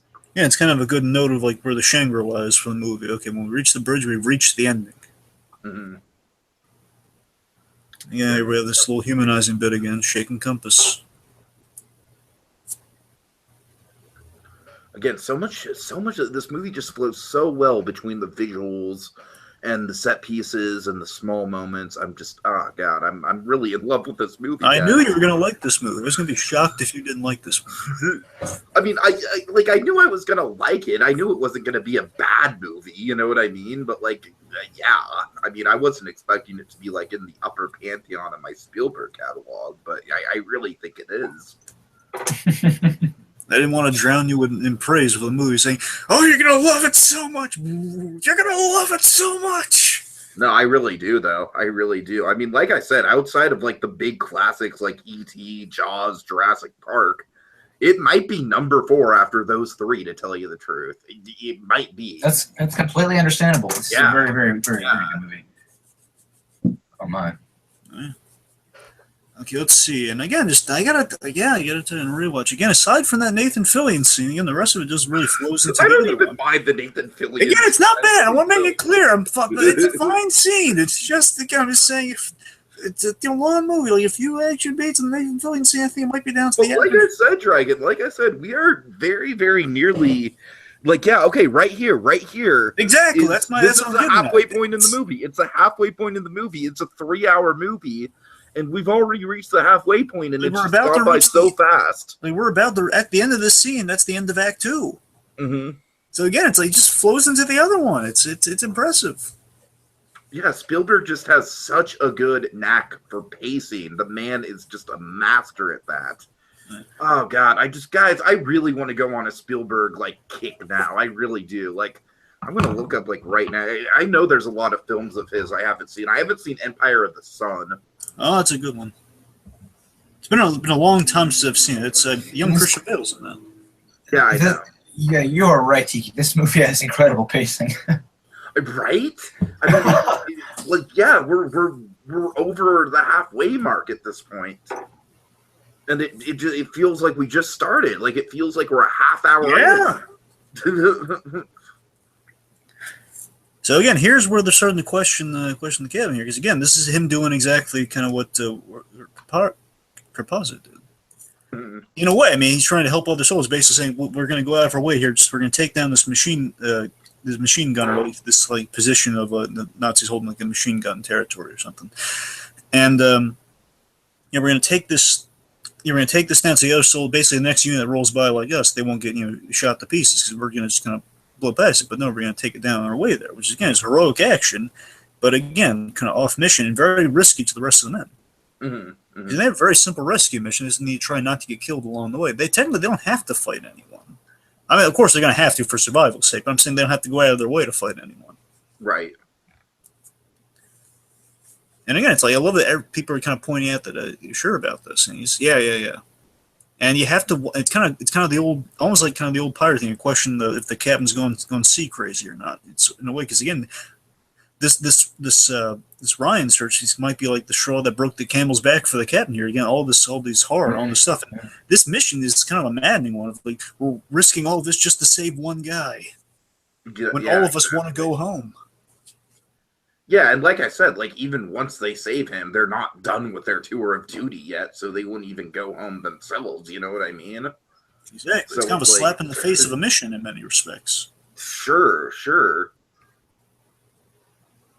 I really want to see Munich too. That's one I've never checked out. I hear good things about Munich. I do you remember the Munich joke in Knocked Up? No. They all just get really pumped up about Munich. Really? Yeah, they're like Munich. Yeah, like Seth Rogen. They're geeking out about the movie. They're geeking out about it because it's a bunch of like that's like one of the only movies they know that's a bunch of Jewish people who kick ass. Huh? Wow. Yeah, I fucking love Munich. Huh. Anyway, that sounds kind of nice, actually. right. Anyways, I'm sorry. I'm saying it's that recommendation within another movie. It sounds really nice way to promote the other movie. Exactly. That's exactly what it was. Yeah. Again, this is really great kind of ass. No one ever fucking talks about Munich. So yeah, this is another great kind of staging device, and again, this is a really great kind of a way of getting both the films, again, kind of the way of shooting a film and the way of documenting the war, because through the little through the scope, we're seeing the war style because again, it's very handheld, it's very shaky, it's very much you can picture like a war camera in that position. Here again on the outside there, when we're focused on our guy in certain shots, again, it's like character, like right here, and then when we see just the guy's face in frame, character. Mm-hmm. Right. Frame shot character, then the shaky cam. It's almost kind of like the same sort of device where we see pictures being taken in movies a lot of the time. Yeah, and again, you look at this guy Spielberg, again, it's kind of a guy going to the action. Mm-hmm. So in that scope might as well be a camera. Yeah, exactly. And again, here's the horror here. Just poor Wade here, poor Giovanni Ribisi. This is one of the most sad deaths I've ever seen in a movie, guy. Here's the cruel irony of it all. The cruel irony of it all is he probably could have saved himself. Right. And again, if he wasn't able to perform, if he was able to patch himself up, if he weren't the injured guy, he probably could have saved himself. Oh, this is the scene you were at when we were messaging, right, Tiki? Yeah. I actually had to stop and message Ezra and Gabby about this. I was like, "Damn, I just got to Ribisi's death scene. Oh my god!" I never got to this one. I think the two details here are just like so real world, so kind of sad, and it's like the fact that you can see him like the blood rising up from the wound. Yeah. Like every time they wipe it off, it's coming back. But the other thing for me is like I love the moral, like the looks they're giving to each other. We need that morphine. But again, morphine is by far the most effective device in this scene for me. I think every time I see morphine used in in something like Hacksaw Ridge, I was thinking of this scene too, because I've always had the morphine idea for morphine on the go, like using like this little like almost like fly looking injector thing, like a trank, like a little trank dart you squeeze full of morphine. Right. And it's always kind of the mindset here. And again, it's like it's a valuable commodity in battle. He's helplessly sort of like trying to guide them, like asking them where he was shot. Mm-hmm. Again, he's trying to do his best. And they're saying, tell us how to help you, man. Tell us. And he can't. And the sad thing is that morphine's kind of a mercy they're kind of giving him, but the same time, that's the sad thing, right? It's that like as they give him the morphine, which is of course, the only thing relieving the pain, he fades into consciousness. And Dragon, I would wager to say I don't know if this is 100% true. I didn't look into it, but the way I interpreted this scene is that he actually ODs on the morphine. I did not interpret it that way. I could see that, but because they give him 3 shots of it. And, are you sure? I thought it was 2 shots. You sure? No, I'm pretty sure they gave him a 3rd one. Well, if they do, I always thought it was 2. If it was 3, then I could buy the overdose as a possibility. And I just think that idea is haunting. If that's the direction that they're going to go in, is just the idea of by trying to numb his pain, they actually killed him, or they which is really sad. Yeah, that's a haunting. Okay, so that's 2, right? I'm saying I think I don't know. He's gonna die anyways. I mean, this is 2. And what Sandy's hitting upon with the fact that if he's gonna die anyway, that 3. Okay, yes. With the let's see what was I getting? Yeah, Sandy's bringing up the fact that again, like he looks like he's going to die anyway. And that's something like Hacksaw Ridge addresses, like in really a poignant moment in Hacksaw Ridge. Just want to briefly mention that because he basically like these. You have a medic. Really quick. This is where the mama thing comes back. Yes, of course. Go ahead, Dragon. I'm sorry. In the previous scene, we established the mama thing. The previous scene, they're all kind of biting around the church, so that's where it's more poignant as well. But in Hacksaw Ridge is this bit where basically Andrew Garfield is the medic. He's basically told, like, no, don't give him morphine. He's going to die. It's like you just be wasting it. Of course, he saves that guy by giving him morphine. But the point is, the use of morphine is always like, we need to save that for other guys. Because, again, if you're talking about, like, not using the morphine, that's like a sign to the guy who's sick on the ground that you're dying. Right. Here's basically the end. When I say his death, I mean this whole Nazi thing as well being the end of Act 2. So this whole sequence is... The Nazi thing is definitely the low of blows, I think, in the movie. Yeah. Absolutely. So, I mean, that is the end of Act 2. It's the Nazi. Sure. So. Mr. Steamboat Willie himself. Yep. And again, that's his there's a parentheses name on the Hold credits. on, I'm gonna check what he's credited as on Amazon. Hold on. Oh yeah, Steamboat Willie is credited on Amazon. Yeah, Maybe yeah. they put him. We'll see it in the credits, I guess. They actually call him Steamboat Willie. So I'm pretty sure he's Steamboat Willie because the Amazon X-ray gets pretty accurate. So, right. And again, this guy here, he's genuinely scared. He's gonna get even more terrified here. And again, I just think that a part of me thinks he's Upham, but he's Upham who will. He's Upham, but he's a sleazeball version of Upham where he willingly is siding with the bad guys. right. Because he has an opportunity for change, he does not take it as well.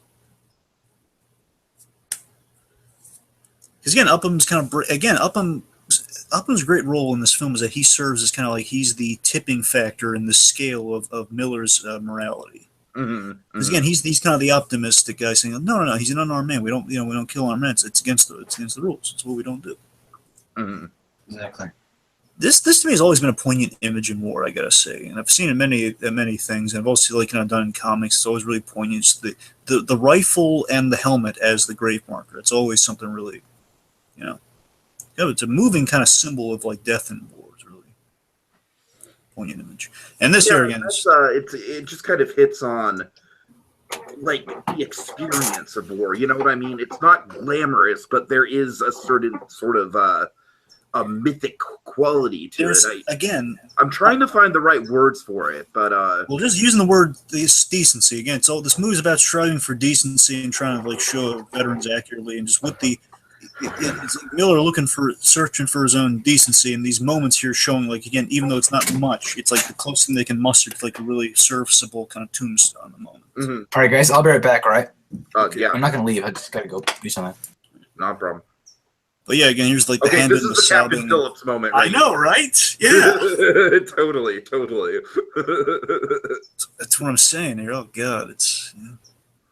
Oh, this movie's so good. It's so good, man. I can't even get over it. I'm so. Oh God, Spielberg. God bless you, Spielberg. Yeah, pure Hank's magic. Man, continually. God, I really need to watch the entire Spielberg filmography. And again, this bit here, we're building up. So this is why later on, because of this moment here, and the fact he's translating, but especially this moment here, he's going to remember, he's going to recognize him, not instantly, but he's going to recognize Upham later on. And again, the Steamboat Willie thing, hence the name. It's so sad and desperate here. Because again, this guy, you got to remember, as bad as Nazis are, remember the top guys are usually the worst with Nazis. But again, this guy's bear in mind, Nazis, of course, brainwashing was a very real thing that they did to get people on their side. Is again, I mean, I know it's not it's not a popular thing to say, but again, he was following orders. I mean, yeah, it's not a popular thing to say, but like you said, it's really, it's kind of look at, I think the stormtroopers are a great sort of example of that, right? The higher up people within the Empire are really the people who know what they're doing and have malicious intent, and the stormtroopers are really more just the foot soldiers. And this guy is a stormtrooper. This guy doesn't want to die. And again, whether he was bad from the beginning or not, which we're going to see later on, at least he's going to side with the bad guys, and he's not going to do what these guys are offering here, which implies that he is still he's definitely. It's not just he's not entirely clean. He's not just roped into it. He definitely does, at least he's going to side with those guys. He again, he's so any man at the end of his ropes like this, it's sad and pitiful what this guy's doing right now. He's basically he's pathetically singing those say can you see, he's just all the citing every American thing he can think of, oh, look at the gams on her, oh, it's so sad and pathetic. Right. And honestly, Tiki, if it were me, I would have I absolutely see what he's doing, and then Miller's just trying to find a decent medium here. Okay, you're gonna turn yourself into the next POW, you can't blindfold, you're gonna keep walking forward. I wish it was a more crippling handicap. You give him more a 50-50 chance, I don't know, break a leg or something, so he has to hobble or crawl his way there. I guess, but I mean, the whole point is that Miller's doing the humane thing, though. I'm saying it's still giving him a chance, though. I'm saying I think if you heard him more, it just would have been a thing of, okay, well, he's gonna. like he might get killed by any. He wouldn't be killed by us, but he just he's a chance of getting there or not getting there. Again, he's still responsible for the death of one of our men. I don't know. That's just me putting my. I think the power of the scene though is that we're so frustrated by what Miller's doing, but at the same time, as we go throughout the rest of the film, as the film kind of winds its way into the third hour, we do see that the humane thing to do is, it's definitely what the film's kind of siding on eventually. And of course, with the main thing here, it's sort of like, I forgive me for all the comic references, but it's a war movie, and of course, war does have connection with comics in many ways. But it's sort of like sort of like a Batman thing where you don't kill, and of course, it comes back to bite you because they're going to still go back to their ways. Well, you don't kill unless you're engaged in war terms. I mean, of course, with Batman, it's. Well, I'm just saying basically like being in the position and kill him or not kill him. It's letting the guy go. Right. And the fact that it's definitely going to come back and it's going to. It's like it's going to be like it possibly would be an endless cycle. Might be what they're hinting at here. Like even if it's not every case. They're actually going to surrender themselves. You let them go, it's going to be up to them at that point. Sure. Honestly, Hank's whole arc does, Hank's character arc does remind me of, what his big fear is character, Miller worrying that he's going to be unrecognizable when he comes home. That very much reminds me, again, I'm trying to force words, like the Punisher. Punisher's fear is that he was a guy who he went home from war, and his fear was that he liked who he was in war better than he was as a father. So he loved killing people more than he did family, and when he got back, he had trouble getting back into like the regular average Joe, like a lovable dad swing of things. He couldn't get into that anymore because he was just so desensitized by war. Mm-hmm. Essentially, I'm saying like basically his family getting killed was like the last straw, so he can now unleash on everyone else. Basically, be back the man who he liked being deep down. Sorry, brief tangent. I'm saying like that's kind of what the whole like fear, like who you're going to be when you come back, reminded me of a little bit on the rewatch. I can see that. Yeah. Sandy. Yeah, I'm here. Cool. Yeah. So things are getting really tense here. And this is where we get the occupation reveal, right? This great speech, which I would say this is one of the other big, like, kind of linchpin famous moments in the film. I just love when he's diffusing the tension here with the pool. It's something they all know. Something they all have kind of like a little levity of. And it's like, what's the most light thing you can bring up in this really tough situation? You guys saying, I don't trust this guy. I'll take a bullet because I don't trust this guy. Mm. School teacher. I really like that position, that occupation, because he looks like he could be an English school teacher, at least before totally. Grizzle and all that written stuff. And he also kind of has the demeanor of one as well, just the way he composes himself and he talks to other people. You know what I mean? Yeah, you buy it. Yeah, makes a lot of sense. And as you were speaking to Dragon with the whole like, what are you going to become? Like a school teacher, it's like how can you like go and kill a bunch of people and then come back and teach? I mean, we don't know what age he teaches, but let's say he's a grammar school teacher. It's like that'd be pretty traumatizing, right? To go into war and then come back and have to teach a bunch of kids again. You know what I mean? Yeah, I think school teacher sounds kind of juvenile instead of just saying teacher, but I think he says the rhyme like I've had kids like you. I think that might be high school because he's talking the rhyme about that. High school, right? But even still, just going back into the beat of just being a high school teacher will a lot to take in. Well, exactly. Either way. Yeah.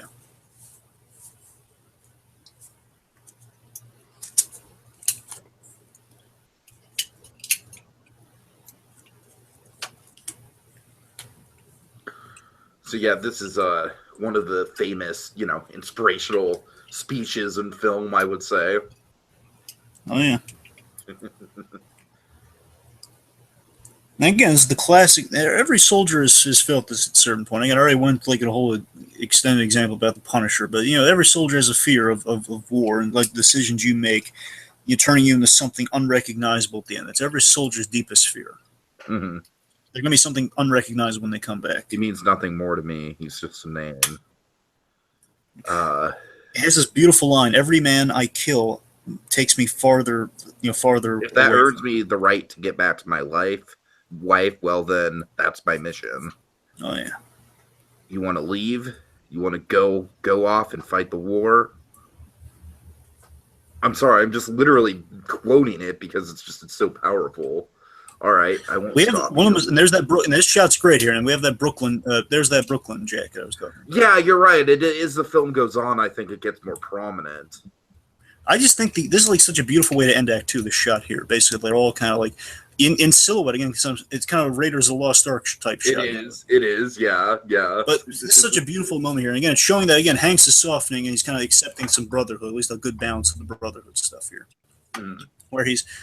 where our guy who was when Rebin is he's walking up there and he's joining the rest of them, properly honoring again, doing the decent thing, kind of burying the fallen men. And it's like handing him the shovel, like you're part of this team, buddy. And again, and it's such a beautiful shot. This is like one of those. It gives you that feel, and that's what this movie does so impressively. It gives you.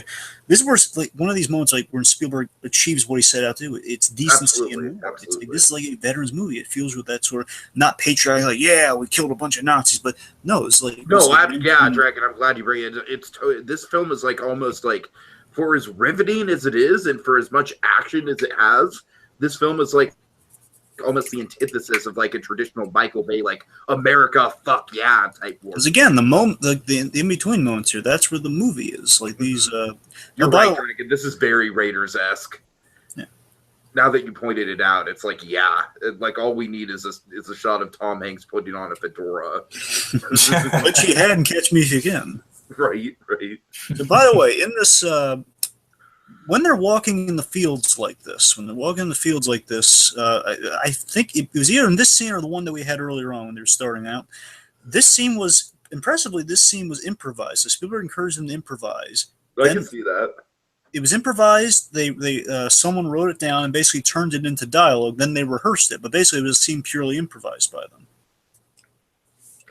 And of course, that just gives a greater sense of camaraderie. I would think. Yeah. It might have been other scenes too. I'm just saying that's kind of like for those like bonding scenes. It's kind of Dragon. We actually we brought up something in the BFG, or Jacob brought up something, about shooting sequentially, and I would actually think this would be a good movie to shoot sequentially. I know it was scored sequentially. I know the last scene that was scored was the last scene to give that emotional resonance for the composers. I mean, I would just think like, in terms of like giving off the camaraderie and everything, this would be like the perfect movie to do with that sort of angle to it. I could buy that, and also from a practical standpoint, you're probably going to want to save the town for like the last thing as well. And also the makeup and the the effects of injuries and stuff like that. Exactly, because you got to remember, there's a pain in the butt for continuity in this film, because you have messed uniforms, like gear they're losing, because they don't get costume changes. They only have is their gear, and they're going to be losing. That's what I'm saying. Okay, so this is the first tank we see in the movie, right? Yes, and again, like coming up in the third act, it's like building up the Raptors in the third act. It's like in Jurassic Park. And we're building up kind of like the mini, the baby tank, and then the big tank. That's what I'm saying, man. It's totally Jurassic Park. This movie totally becomes Jurassic Park. And I love that we meet Brian just kind of under our nose, like he's just there. Yeah, it's just like it just comes out of nowhere. Right. It's like it's so anticlimactic, but in a good way. And that's the message of war. Like it surprises at every turn. It's like again, we have like so many Ryan fake. It's like I don't care anymore. It's like right. It's like I'm not gonna buy until I have the kid right in front of my eyes. It's like, oh, okay, like there he is, and we have like a full hour of the movie left. Where are we gonna go now? Yeah, I know. I was so blown away on the rewatch. I never really timed it. I was just get so sucked into it like this, and I just kind of forget.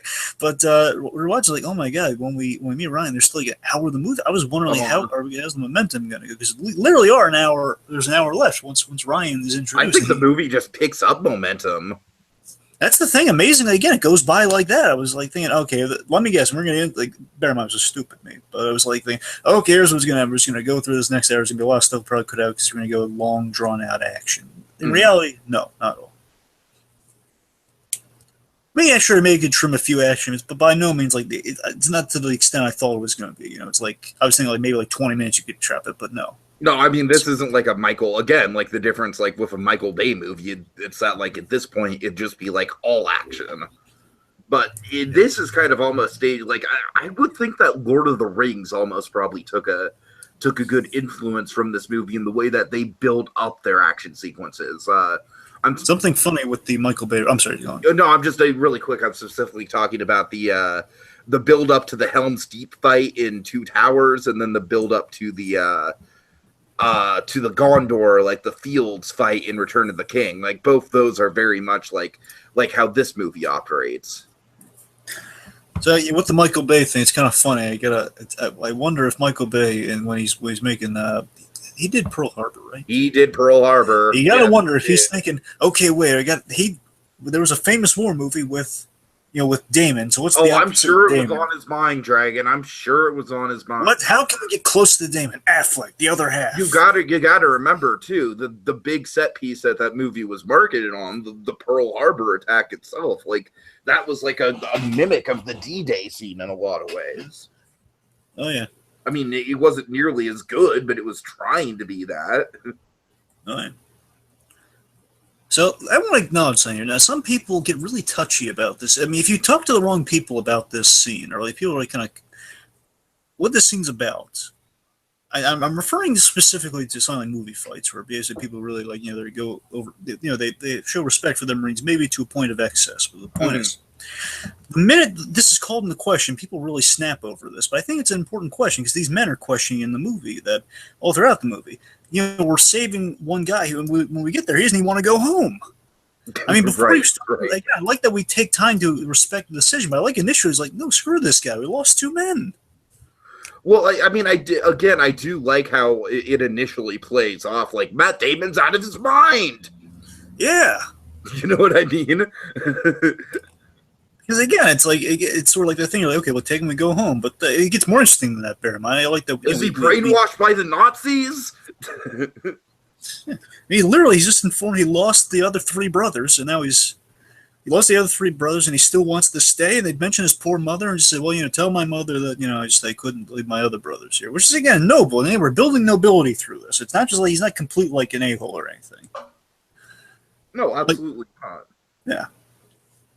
But also, I just want to say again, folks, it's not like again, it's sort of the camaraderie of war clashing with those American ideals, the family ideals. Absolutely. I mean, this movie, and especially this going forward, it's brotherhood in the face of tragedy. Sure. And of course, the Williams score does such a good job of it. It's just it's fluent at that. I think the Williams score hits upon that theme too. It feels like brotherhood, like it feels like bonding and nostalgia in the face of tragedy. Of like there's like a sad taps being played perpetually almost. Yeah, I can see that. Yeah, it's kind of like a wistful longing in a way. Yeah. Yeah, I think it's a perfect way to describe wistful longing. Yes. That TV show I gush over, The Leftovers? Yeah. That has a very, very specific piece of music that sort of runs its way throughout the course of the show in very dramatic moments. And it has that same sort of feel of like, it's like very, very sad, but with just a hint of like happiness, like in the background. I don't know. I'm watching through The Leftovers with my dad again, and Dragon, you have to fucking check that show out. It's amazing. But anyways, best TV show I've ever seen, bar none. Yeah, just speaking of Marines for a moment, I just want to acknowledge something again. I don't know. I've heard conflicting things about this. I've heard like from people who actually were trained. At least I don't know if they were in the army. I've heard people who if they were in the war. I mean, I know they were in the army. I don't know if they were in the war, but I mean, maybe it's because of that. I've heard people in old veterans who, in reaction to Saving Private Ryan, say there wasn't that much cursing in the war. So I gotta wonder if really there was a lot of cursing in the war or not sometimes, because you hear from actual people. I don't know. Maybe it's just maybe he's thinking of the training. Maybe he was actually in the war. And again, I can't really quite recall that detail, but still, it's kind of an interesting little note to hit on. Yeah. I mean, I could totally see it. Because basically, it's like the old-timey thing of like you're trained to really follow. You got to really stick to programming while you're in combat. Mm-hmm. I don't know. It's just kind of like, I don't know, maybe if any veterans out there, would love to hear from you, like, weigh in on that. Maybe, I don't know, like, was there cursing in WW2 or? Yes, because veterans are watching us. Okay, let me specify if anyone knows veterans as well. My grandpa was in the army. I mean, of course he was. That's the thing. I know kind of the army thing. I don't know anything of the war. Yeah, I'll ask about it in the army. Oh, by the way, something super impressive about this whole third act is that this town is built completely from scratch. Yes, and that's another thing that reminds me of Lord of the Rings. Dragon is that's the exact same way they built the towns and the kingdoms that get attacked in Lord of the Rings. It's just it's just like, hey, let's build a fucking theme park like fantasy world in the middle of New Zealand. It's the same thing with the Robin Williams Popeye movie. They built the entire town. Oh my god! Oh, those are some of the fucking coolest. You know those sets? Oh yeah. It's a theme park now. That's so cool. That Robin Williams Popeye movie is something we should talk about at some point. It is. Maybe if we do a Robin Williams marathon, that's something to maybe look into. It actually sounds really fun. It does. No, you're gonna ride me from me to Love and Bicentennial Man if we do that, though. I don't know. Oh, Bicentennial Man. Ew. I really enjoy that movie. It's better than AI. Well, yeah. That's not saying much. I don't even know about that, to tell you the truth. AI? Yeah, I don't know if it's better than AI because there are some things. Okay. Let's ignore. It is better than AI, but come on. Come on. I don't want to talk about Bicentennial. Anyway, both of those movies have just tones that are ridiculously uneven. I'll say that much. Anyways, yes. Back to the movie where we are talking about. But yeah, this whole setting, I like how the town is kind of like an open wound, essentially. Just like everyone's just kind of, it looks so war torn. I love how we get to this later on. We're going to get to this cafe setup where basically it's like every wall is blown out of the place. It sounds sort of weird comparison, but I don't know. But again, we know Nolan has kind of a fascination a little bit, at least a little bit with the war. Yeah, it reminds you a lot of not only the cafe from Inception, but also I'm saying like kind of the dream structures with all the kind of destroyed. Also the Edith Piaf music. Well, yeah, that too.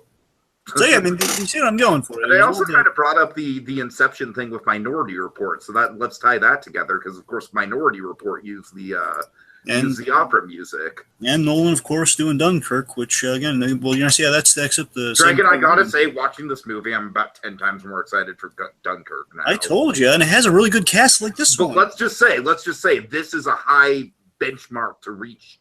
Like Dunkirk's got its work cut out to it. Yeah, no, this probably. If I were to guess, I think this and Patton are probably like the top tier of like war movies. If I were to guess. I would say stuff like Full Metal Jacket, Apocalypse Now, stuff like that as well. Metal Jacket might be up there too as like a third, but I'm just saying again, it's like this is probably if I love Apocalypse Now. Well, I'm saying that's more of based on the book. That's kind of where I'm getting some different territory because it's not exactly supposed to be that, but it's sort of. Yeah. Anyways, it's fine. Anyway, it's like it's not intended to be a war movie, yet it is. Right. Apocalypse Now is such a fascinating. That's the thing. I love the documentary on that though. Oh yeah, that's one of the best behind the scenes documentaries ever, bar none. It's like almost the definitive behind the scenes documentary. What we're talking over with completely unrelated details here are just they're all preparing for the big Act 3 battle. That's what we're all doing. Mm-hmm. They already went through these sticky. The last bit of the last slow beat in the movie before we get into the climax. Which, by the way, guys, holy crap, this movie goes fast. Yeah. So I guess two important details we set up is really. I just looked at the clock. Like, oh my god, yeah, but right. It's like that. It's just another. Do it. It's like the weird Inception thing where you're in the dream, but it feels it's a long time, but it's it's in reality it goes by real quick. It's like an inverse of that, I guess. Oh god. Anyway, so we established the sticky bombs. The sticky bombs, right. Great practical thing. Like this tower is so impressive to me. I'm sorry, this tower is amazing. How they built it from scratch and so good. And again, I love the fact that it's basically a ruined church and that sort of visual symmetry there. Oh yeah. Okay, so I guess it's a good movie. It's such a good movie. So what are they doing now? Okay, so here's the deal here. So basically, they need to protect this town. Basically, make sure none of the Nazis get over the bridge. That's the goal.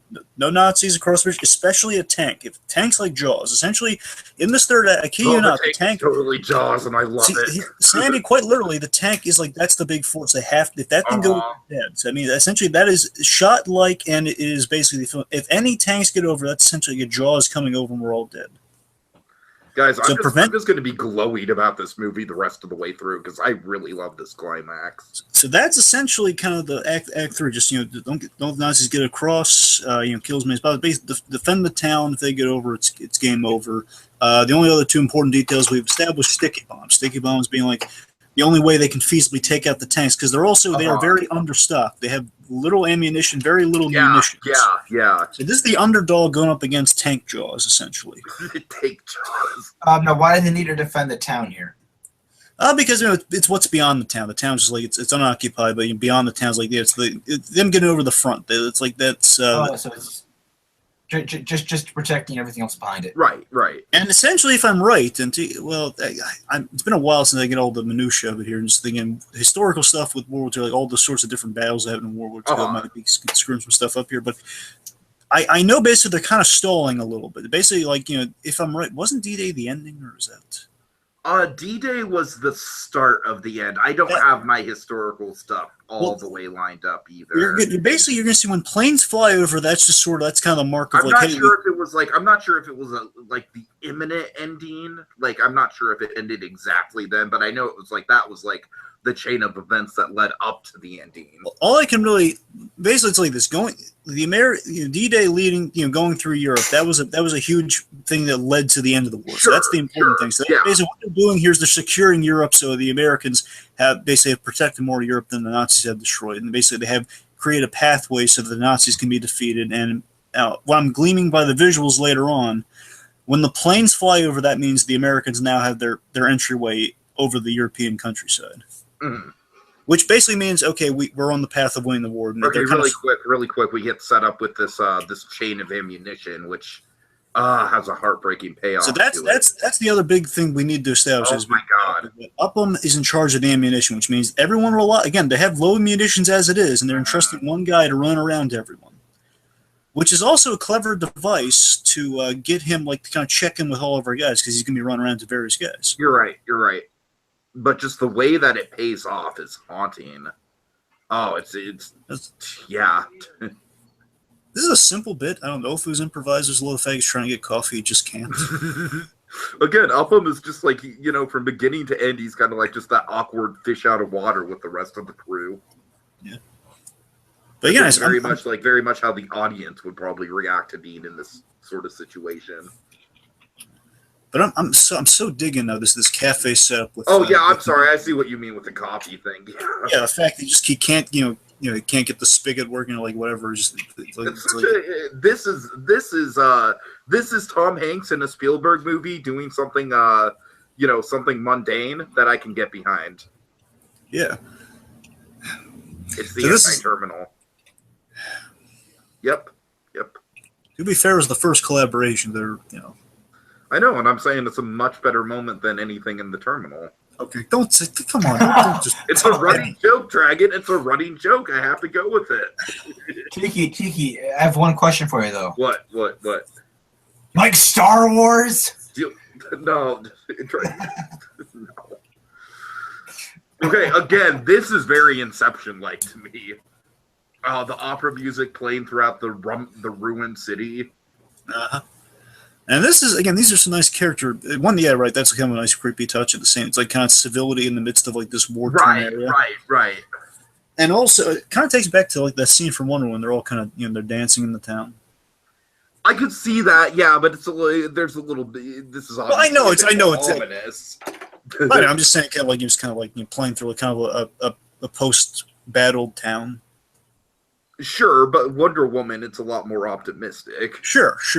But I mean, right here though, this is bit we're starting we're paralleling that earlier church scene. Right now, these guys are bonding a lot more closer together after all they've been through, and they're actually showing up some respect. And the fact that he's translating the French dialogue, I think it's the French lyrics. Yeah. And then they're kind of talking about women. It's kind of bonding together. Now, I love how Spielberg constructs this scene where we know exactly... The geography of this final scene is great. Where we know exactly where everyone is. Like, the four guys are on the side of this building. Hanks and Ryan are together. So they found Ryan, right? Yeah. Yeah. Yes, Sandy, they found Ryan. Yes. I don't know. He might have been gone during that point, Tiki. Yeah. Oh, yeah, I'm sorry, Sandy. I didn't mean to say that first. Yeah, they found Matt Damon's Ryan, just so you know. Yeah, Oh, yeah. okay, great. Yeah, I was wondering because he wasn't in there before. You'll see. I think we have that. I think we have the great Tiki. You gotta tell me because we were kind of getting wrapped up in conversation here. Did they go through the whole Damon go through his brother's story?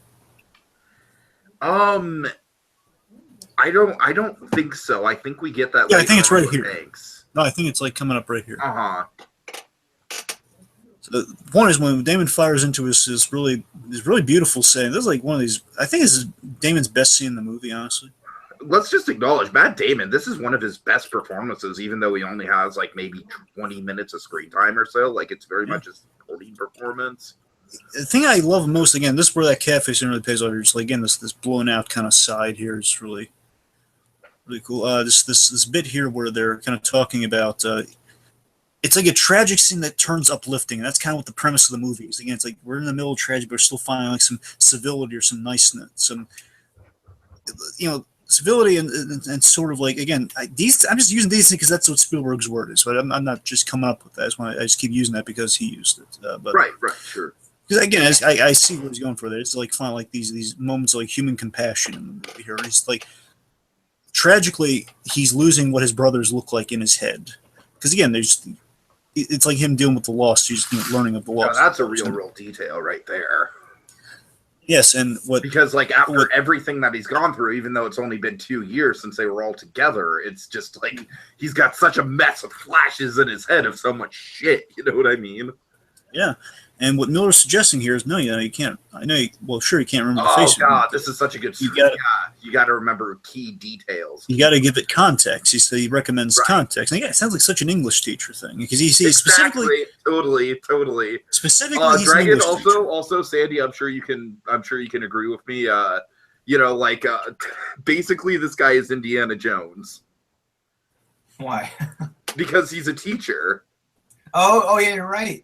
He's a teacher who's also like a kick-ass action hero. So English teachers, in the Spielberg universe, English teachers turn into soldiers, and archaeology professors turn into awesome archaeologists, kind of James Bondian archaeologists. Let's say history professors. Okay, history professors turn to action archaeologists. Yeah.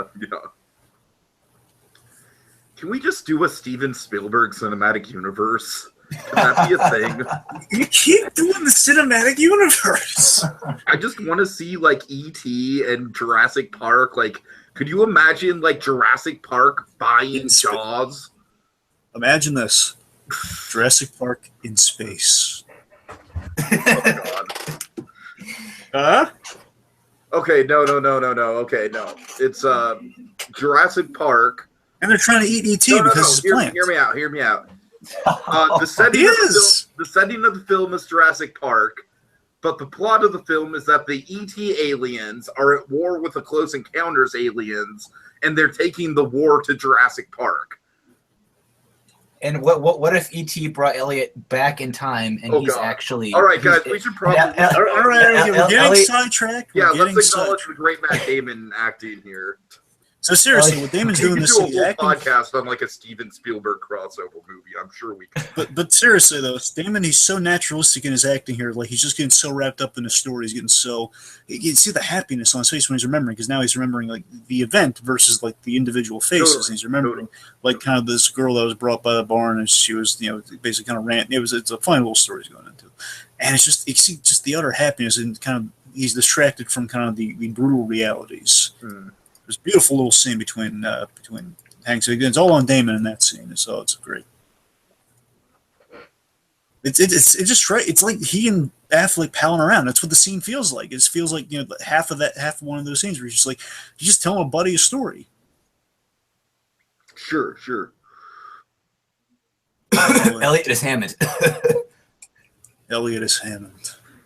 Oh God. All right. Some troubles afoot.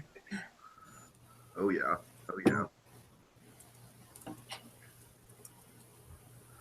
So much like the T-Rex, we hear the monster before we see the monster. Oh. And Jaws too, because really it's a theme. We never see the shark.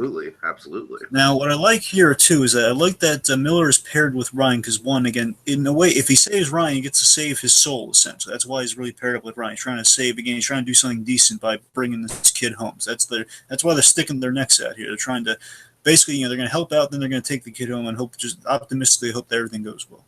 Mm-hmm. And additionally, it's also just like.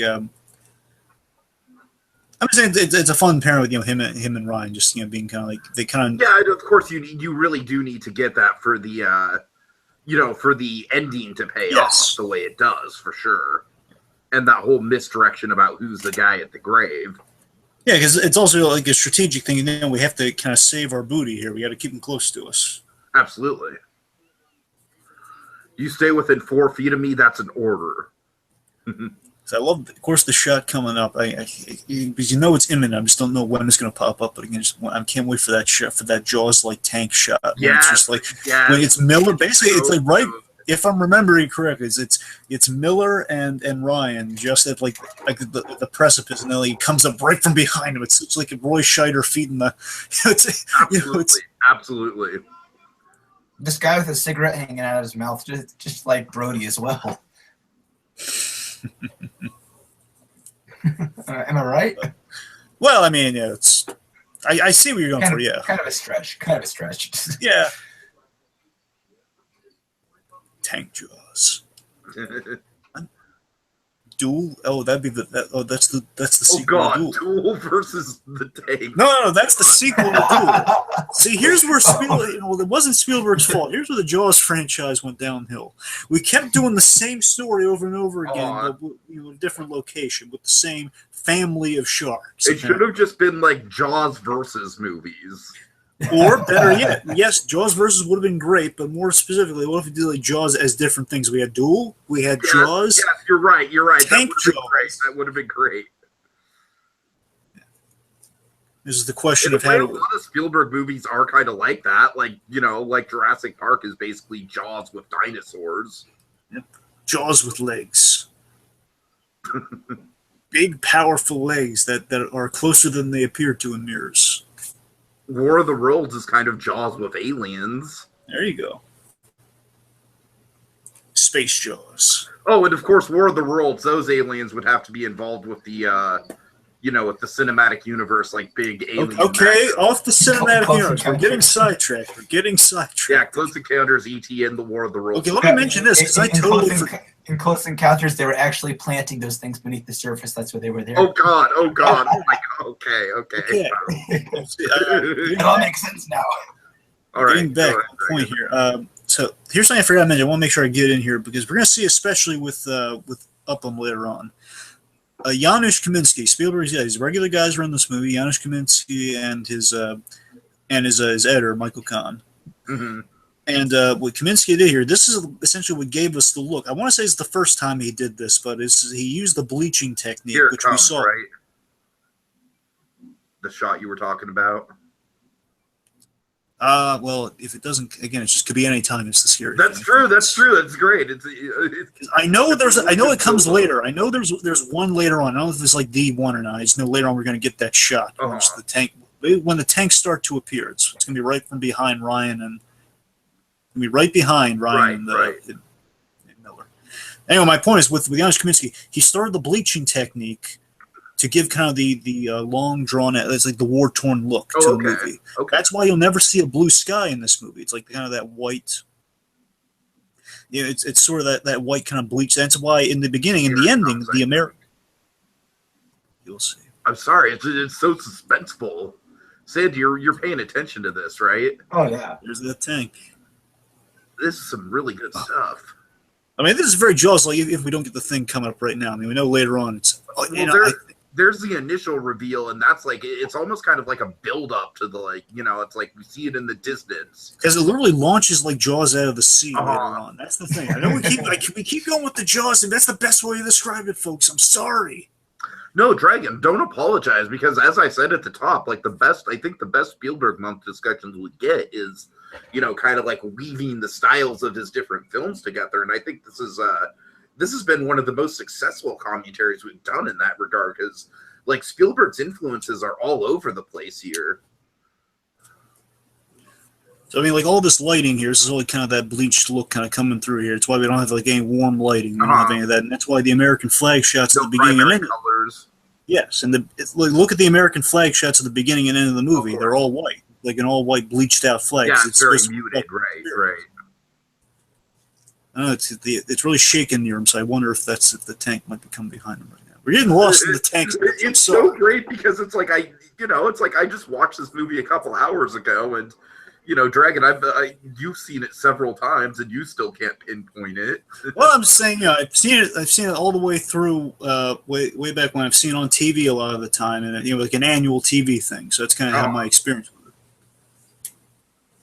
And when it's like on demand sometimes, and then I get like another. I'm just saying, like that's just the hallmark of a successful suspense scene, and like I said, the horror movie thing that we keep driving home. It's been like that through all the movies that we've talked about Spielberg month. Like Close Encounters, we had the poltergeist angle. We had a. Oh, he just got blown away? Yes. He hit the fuse at the wrong point, and he blew himself up. Oh, gosh. Oh, God, it's nasty. I forgot about that one. I forgot they blew himself up. Oh, man. There's so much death. Just quickly going through these horror movie things, just to, because like I said, I like to kind of tie together all the films we talk about here. Like, obviously, Close Encounters has a lot of poltergeist-style elements with the lighting and the way they frame certain scenes. The Lost World, of course, The Lost World is the weakest of the films. Like, it still has the dinosaurs, it still has some, of course, notably with the trailer sequence. And then Minority Report is a lot of psychological horror in a lot of ways, while still having the classic horror with the spiders and stuff like that. And the BFG has the moments where Sophie's hiding from the giant monsters. And then this kind of rounds it all out, because this is like the horror that started it all. It's like the horror of war mixed with the first horror icon of Steven Spielberg's filmography, which is the Jaws type parallel. So it's just also full circle in this glorious final scene here. Yeah, the ominous. So the coolest, creepiest thing about a tank is that it just it has that almost like it's like a really slow moving dinosaur sign. It's a thing where it's on land. It's this giant Jurassic sized thing, and it can just. It's like it's that menacing thing where it's like the slow turn of that the giant where the tank's firing it's from. Slower The than muzzle. you, but it's so much more powerful than you. That's the thing. Like it looks so like in the grand scheme, it looks like you just run away from it, which is what you're gonna have to do. But when that thing turns, it's still gonna have like the aftermath, the shock, the impact. It's really a question of how fast can they reload. Like shaped like a dinosaur, if you think about it. It's like it's just crushing anything in its path. Exactly. By the way, guys, I just want to hype up the fact that I've been kind of following the Jurassic World 2 development. Yeah. And there's a lot more animatronic dinosaurs on set. Well, yeah. They have a lot of animatronic dinosaurs. I'm so happy. Anyways, I'm sorry. Brief tangent. I'm really looking forward to Jurassic World 2 now. Honestly, it's kind of like a pack of Jaws, but there's a big full-size Jaws, and you have a few of these baby ones. Well, it's almost kind of like the T-Rexes compared to the T-Rex compared to the Velociraptors. Yeah. Again, it all ties together, folks. But yeah, it's always that message. Steven Spielberg is just the master of consistency, and he's the master of traditional storytelling. I think it's I'm really ominous. Like when it's in the, I love it. Look at it comes out of the fog. There's like a tank on the left there. It kind of comes. Yeah. Molotov cocktails right here. Oh yeah, kind of our snipers coming to the rescue. Of course, more fire. Spielberg loves his fire in this movie. Now this one time, there's like muzzle cannon thing, where just like it takes aim and you can run away and it's like it'll fire. And it's a question of how fast can they reload that thing. That'll kill you. Right. And then this plume of dust here is amazing. Where our guy,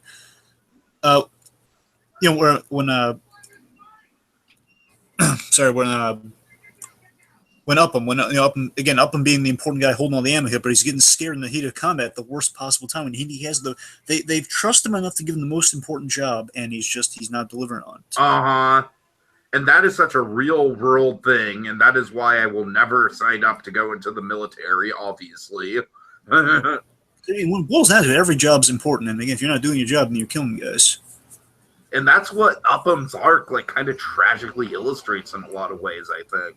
Oh yeah, Like, and also he's the most moral character in the whole film, but at the end of the day, he's really the one that kind of like drops the ball more than anyone else. for more Indiana Jones comparisons here, like Last Crusade has Indy taking out tanks on horseback. So again, you gotta imagine Yes. some of that factor in here, just a little bit less, Spielberg does love his tanks. Now, are they getting backup here, or is it just more Germans? I think I don't know. It seemed like more Germans, but remember, there are more Germans pulled. Sorry, what, Tiki? I'm pretty sure it's more Germans. All right, that's right. Because again, more Germans are flowing in versus like it's just the men and that's all they got. Right. Like their backup's going to be the air support at the very end. I think it's all the backup they're really getting. Exactly. Yeah. And the air support is kind of like the equivalent to the Eagles in the Lord of the Rings, if I'm going to go with my Lord of the Rings comparison. That sounds about right.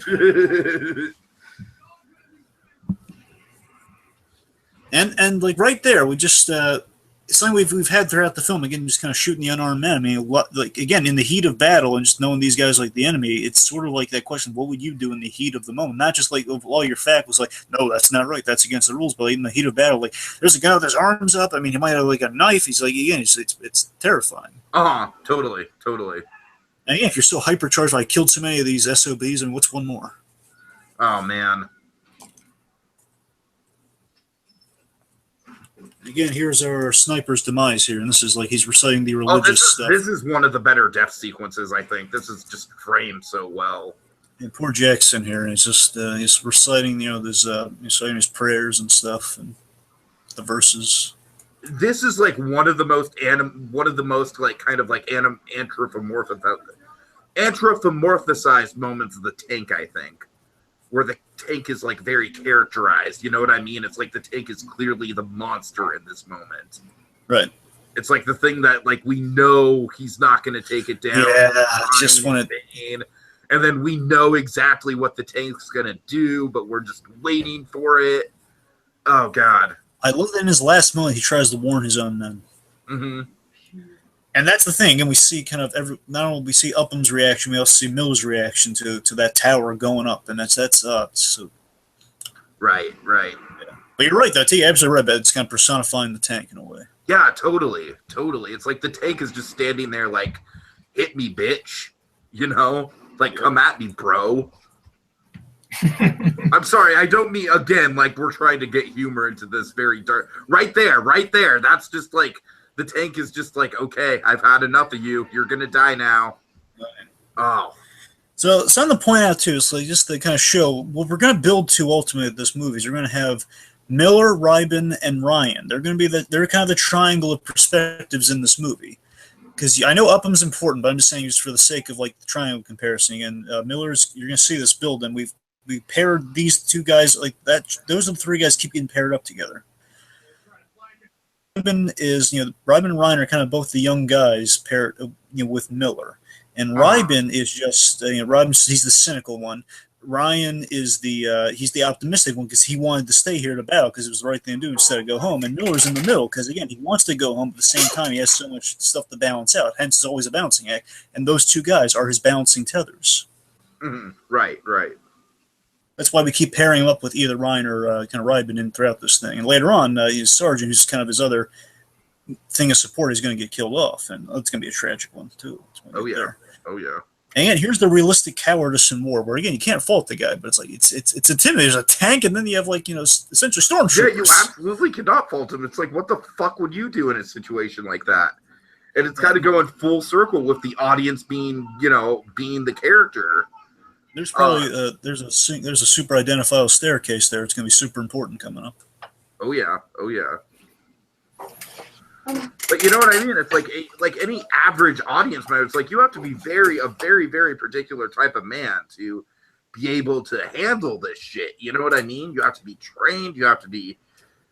So like I imagine like most of the people in the audience are going to be right there in this guy's position, as tragic as it is, and it's on the surface level, cowardly as it is, I think it's an important moment in a film where it's one of these moments where I like how we don't linger on it, and he doesn't get called out for being a coward or anything like that.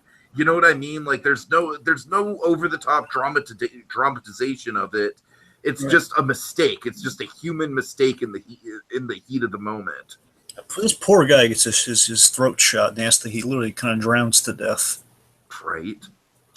So I mean, yeah, this scene here. So of course, poor Fish here. Now Fish is he's been waiting for Upham because again he's out of ammo and Upham's supposed to find him. Of course, Upham's a little shaken to get to him, and we also had that creepy little reason calling her, Upham, is that you? And again, it doesn't respond, so he shoots the crap out of him.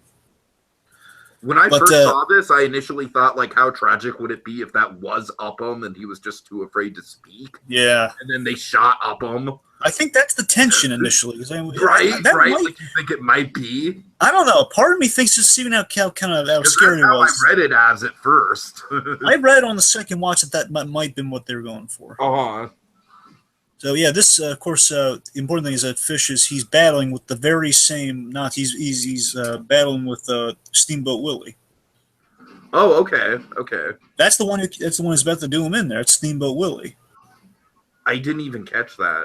Steamboat Willie he kills. He's responsible for honestly a lot of the deaths in the sequence.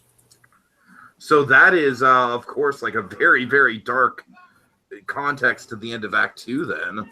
He's responsible for two major deaths here because he's responsible for Fish in a really gruesome way, and later on he's responsible. He seals Miller's fate. He's responsible for Miller's death. Right. He mortally wounds Miller. It's a thing. You'll see that coming up here, but yeah, and this thing here again is like unarmed. Like I love when we see the brutality. Even like there's it's the biting here. That's nasty. And again, this like Spielberg communicating like how scary it is, like hearing these screams and this battle of just like this close combat battle going on upstairs. And you wouldn't want to go up. You wouldn't want to run up those stairs either. Yeah, exactly. Oh man, like I said, it's like no average audience member is going to, like fault this guy, even though it's a tragic thing that happens. Yeah, and again, it's right here. He's literally stabbing him in the heart, and he's kind of begging because he recognizes who this guy is. Right. And here's the thing kind of haunted me on this watch here, is that what Steamboat Willie's saying. I think he's scared and he's apologizing in some way. I don't know. In some twisted way, yeah. I think he's saying shush isn't like even quiet, like you're dying here. And a part of me thinks throughout this scene he's saying, hey, like I'm doing my job, it's just my job. Which of course, like, that just puts so much of a greater context to the last time we saw this guy Dragon, as it was just like men looking at other men, not in the heat of the moment, not in the heat of a battle, and it changes so dramatically as we get into moments like this. And that's something that Spielberg just illustrates so well, is that like when it's not in the heat of the battle, it's like it's such a different context to the situation. So here's another huge memorable scene from the movie, of course, with Upham here. Oh yeah. Now initially, again, we do get a little bit of confirmation down in the following encounter with these two, but again, you have to wonder, does he recognize him or not in this scene? Because if he does in this moment, because right now it just seems like, I personally, based on the next scene, I don't think he recognizes him here. I don't think he does. But if he did, you got to wonder if that's sort of like a small mercy he's granted, like, you spared me, I spare you. I think so. That's how I read it as. I'm just saying later on, it's like, I think I think that would only make sense, right? Because Upham's basically the guy who was responsible for him living in the first place. So I think it would only make sense. If that's the case, that's like a small, again, decency, like a twisted sense of the word. It's like a twisted, reflected decency. You showed me compassion. I'm going to show you compassion, despite the fact that I killed your friends. Right. Totally. I think you're. The difference is, of course. But again, that's assuming they're doing it, because later on he recognized him because he's speaking the language, and then he instantly recognized him later on. So I don't know. It's we'll get there, and you judge it for yourself. Okay. So, I mean, keep in mind, like the first time I saw this, I was so enthralled with it. I was like, I wasn't really thinking these questions that you're bringing up, and I think that's a great thing about the movie, is that it does bring up these questions. Like I said, like Telltale, come on, get on a Telltale's Band of Brothers game or something like that. Oh yeah, just with we're seeing a lot of awesome stuff right now. Just to kind of address it again, like throwing. I love and we're seeing this scene. We've seen in some other scenes too. I just love the immediacy of like you have no workable weapons at your disposal. You got to use what you have at hand. Like I love that the sergeant earlier on was like throwing his helmet. They're throwing helmets at each other. Then they're, they have knives, and in this case, they have like the bombs that have the means of launching them. So they're just throwing them. Right. Really cool. Like kind of the Panzer or something, whatever it's. Oh, here we go. Here's that shot. That's the shot. That's the jaw shot right there. That's the one. Wow. Just launches from behind him. Like plops right out. You see what I'm saying? Yeah. I think I'm a little bit behind you guys. Oh. You'll see it, and you'll lose your mind over it. The timestamp I have is 2:30. No, 2:28:30. I'm about 30 seconds behind you guys. I don't know. Sandy's a few seconds before me, but not that much. But but you have the logos cut off, so. Well, yeah. So. Right. Anyway, is it when the tank like goes over the mound? Yeah, that's the one. Yeah, I just got there. Okay, well. Fine. Anyways, keeping it vague. Yeah. Let's see. It's so close to the end, anyways. It's like whatever. I'll just we've got like 10 minutes. We don't care. We don't care. Yep. But yeah, the last thing on that reflection thing I want to hit upon is because we're close to the end is that again I think the difference in Upham and Steamboat Willie is that again it's that he is remorseful for his actions. He's still overwhelmed with it. Deep down that guy's a coward as well. But the difference is the Nazis can live with it far better than guys like Miller or Upham can. Like they can live with it better. Yeah, right. They're as terrified as the other guy, but they can live with it because again they have that cause they believe in. I guess that sadistic cause they believe in.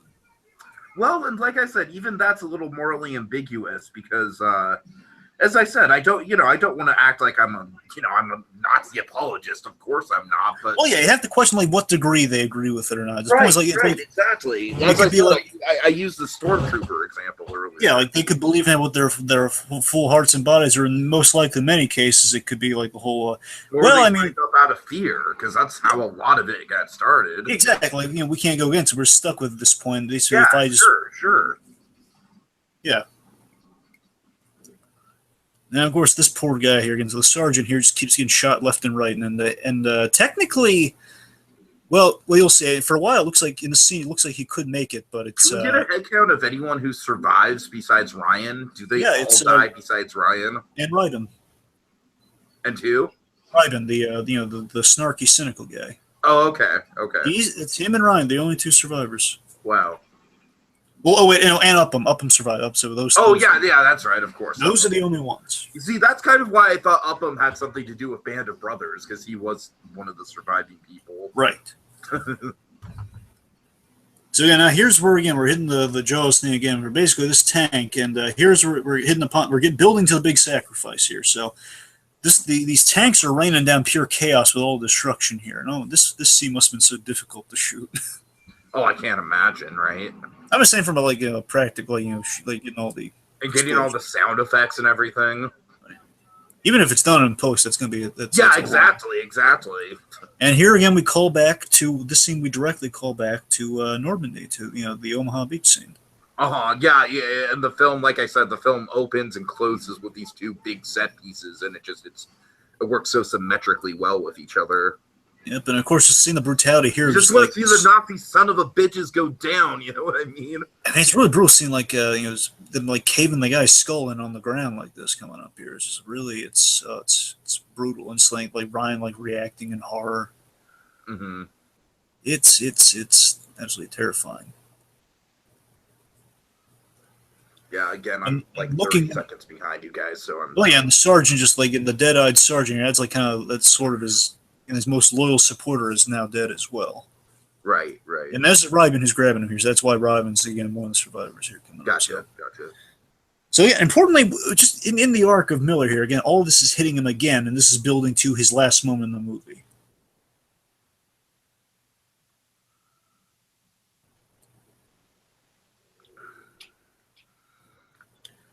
I'm at Matt Damon kind of in the fetal position right now, so like Right, I'm a little bit behind you guys, but that is a powerful acting moment on Matt Damon's part. It's just like, again, it's showing something that like on surface level would be seen as cowardly, but as you've been through this experience, it's like, what would you do but get in the fetal position at that point?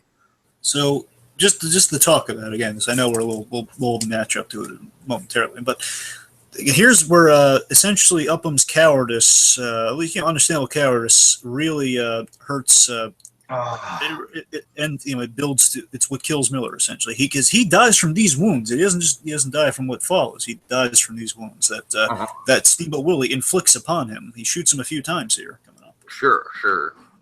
And again, it's so tragic. Again, this is basically what he's doing here. This is like that decent thing. He's trying to. His last two moments coming up with Miller. One, I will say this. This is one of the most awesome demises in film history. Like, if you're going to go out, this is the way you go out. Oh yeah, for sure. This set the stage for this sort of death. Anytime you see a death like this before, this is the one that set the stage. It's so memorable. Just him, you taking out a tank by shooting. He, again, smile, you son of a. That's essentially what he's doing here with the tank. And this is like, again, this is him striving for decency. It's almost like a real world Indiana Jones. You know what I mean? In a way, yes. And it's, again, in terms of like him achieving decency before he dies. Like, one, I'm going to achieve victory in this mission, and secondly, make sure Ryan gets home by achieving this victory. And again, the planes come by, and it's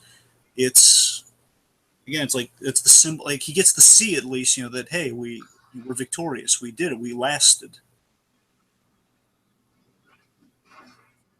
His last moments here. It's a beautiful demise that Miller has here. It's oh yeah. Again, that's the barometer measure. And again, this is where the tank also gets personified because it's just unstoppable. You know what I mean? It's just like, oh yeah. And with Upham, of course, we have the Upham payoff as well that follows, where he recognizes him here. He says Upham literally says his name, and he shoots him just like right off the bat. That recognition. To me, that is him making a Miller-like choice of like, you know what, I did this before, and it's just that one Miller got shot. He saw it. We put him in a position where he could see where they're shooting from. So he knows that I'm responsible for this guy living, which means Wade's killer got away, and the captain, the guy I respect, the guy I had all these moments with, he's most likely killed because of this guy. So I've got to. And he's hardened up. He's great. He's reached the point of like kind of the grizzled Miller by the beginning of this movie. So it's kind of like him fulfilling his role models. Yeah. I agree. It's a fantastic arc for sure. And as I said, I think maybe even he even outshines Damon. I think like Upham is a fantastic character. He is. Jeremy Davies like really nails it out of the park with this.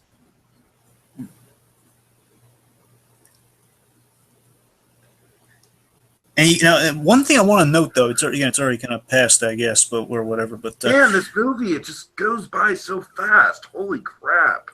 But I also wanted to point this out that while Upham does do that, while he does shoot the guy, he does let the others go. So I think it's showing that he's also having the struggle of balance, like Miller had at the same time, because he's still fighting to preserve the morals. As you said, Dragon, it's basically like Upham kind of becomes Miller by the end of the movie. Because again, he's still trying to preserve morals. Because the rest of them are unarmed, but he has a personal score to settle with that guy, which kind of puts him like he's now a soldier, like the rest of them, who will be willing to make that kind of like shoot an unarmed man, but if he earned it. Sure. If he deserved it, then you shoot an unarmed man. Otherwise, it's that's what he's kind of learned the gritty rules of war. Like we can't follow the rule book left and right. And this movie is just like it's so sweeping. It's just like. We've just been on such a journey. I'm caught up in it. Oh, yeah. Me too. Again, guys, like I said, like I'm glowing throughout like the third act of this film. It's like I don't really have a ton to Miller add has to the conversation. It's like it's still sinking in for me, like how good of a movie it really is. The second part of his death here is just so moving. His last lines are the most perfect last lines he could have had. James earned this, earn it. Like, oh my God, so beautiful. I mean, that kind of takes me. This is a high praise coming from here, but it's like this. It's almost like it kind of almost takes me, again, not to the same extent, but it's just about it reminds me of, like, your name is James Buchanan Barnes, from Winter Soldier a little bit. It's like on the precipice, give me that emotion. It's like, oh my god. I think it's a little more emotional than that, Dragon, but that's just me. I was saying by my barometer, it's like I think by your barometer, yeah. I'm sorry, I don't mean to undermine you, Dragon. That's very sweet. But no, it's oh god. And I'm saying it's like kind of the cinematic originator for that sort of moment, right?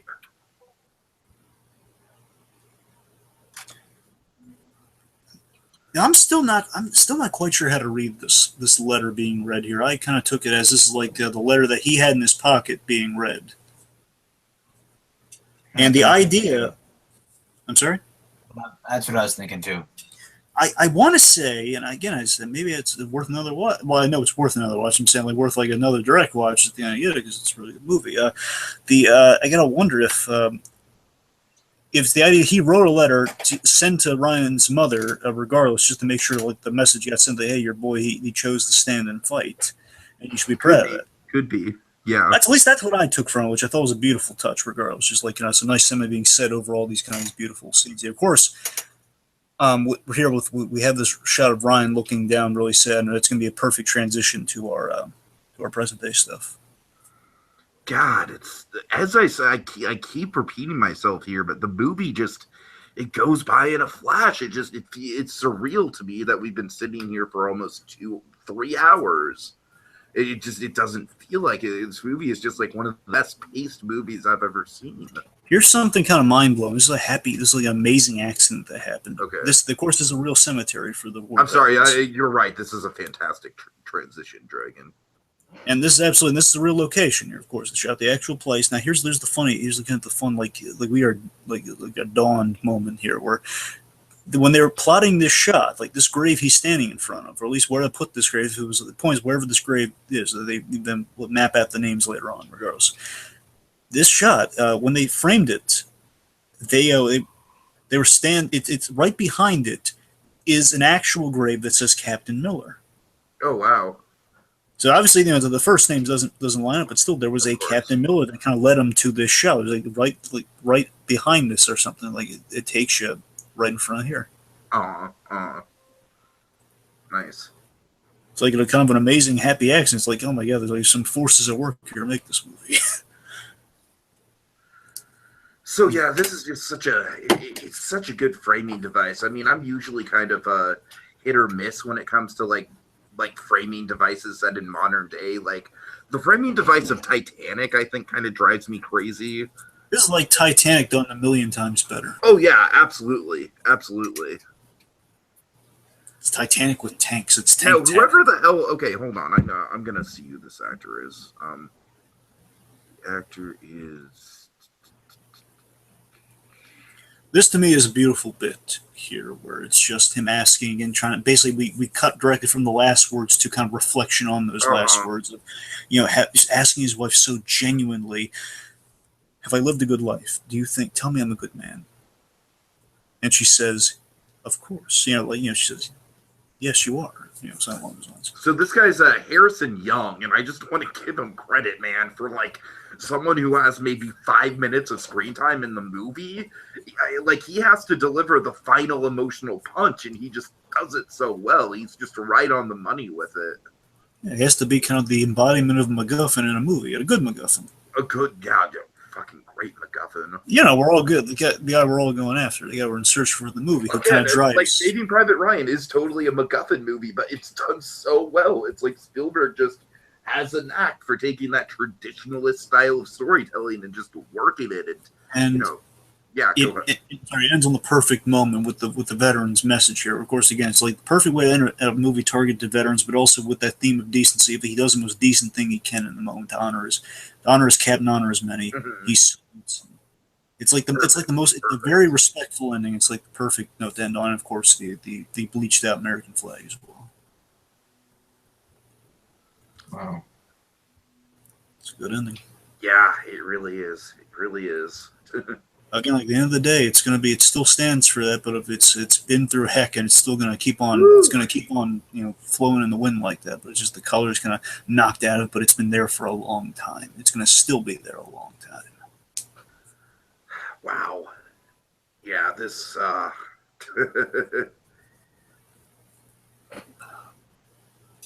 I'm kind of speechless. You're right. It's such a good. It does leave you speechless. Yeah. Feel all patriotic and tingly on the inside. And I want to mention that too, folks. Of course, we're going into July. It's July 4th and everything, and I do feel extra patriotic watching this movie. I really do. I gotta tell you, this is gonna sound really probably by numbers and guessable, but after this, I was watching Captain America: Civil War on Netflix. I gotta watch. I'm feeling so patriotic. Oh my god. I was watching that scene. I always love to watch in Civil War where he charges a Black Panther and he tosses him. He tosses Black Panther and he's saving Bucky off. That was great. All right, guys. So we got 6 minutes of credits. Let's round things off with some final thoughts. Sandy, you want to go first? I think this is a beautiful film. Honestly, watching it all the way through like this, it just wow. This has got to be one of my favorite Spielberg films as well. Oh yeah, It's mind blowing. Dragon, final thoughts? Oh boy, it is so good. I mean, this is one of those films that just absolutely. I mean, it's. I don't have numbers in front of me here, but I'm just going to assume it has to be like an AFI, film registry or something. It's this is one of the films that's ingrained in cinema as a whole. That's what this film is.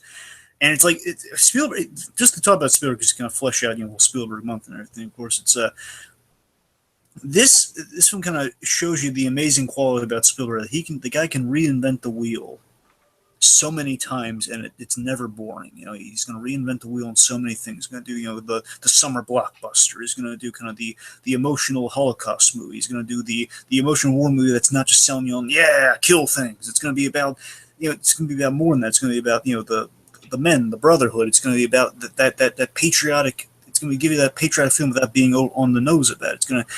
Spielberg just has found this way, just the craft in orchestrate, with the help of John Williams as well, orchestrate these wonderful emotions and memories of movies, and it's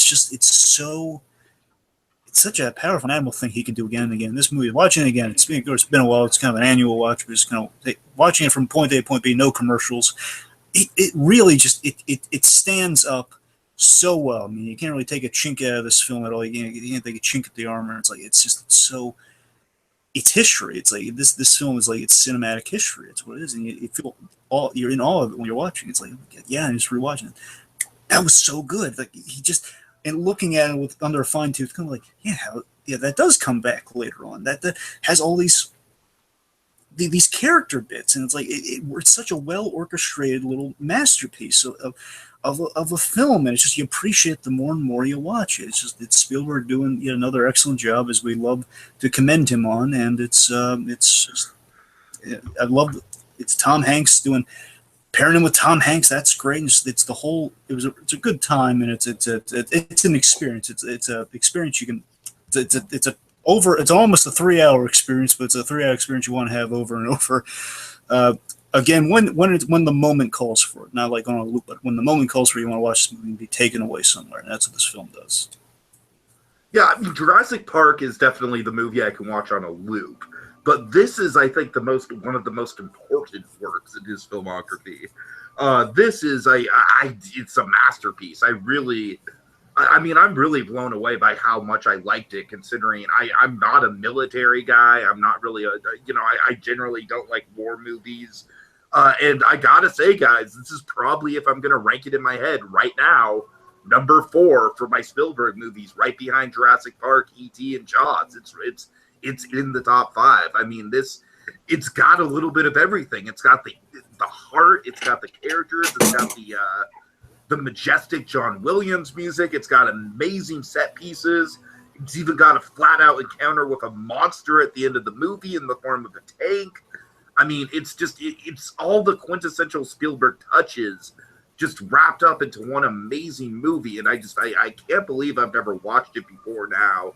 And I think after this, I'm going to be more open to war movies in the future. Like, like I said, I'm way more stoked for Dunkirk now. I'm hyped for Dunkirk now. I told you, Hacksaw Ridge as well. That's a If great it can live up to this, I'm all for it. Hacksaw Ridge actually might have a shot of living up to it.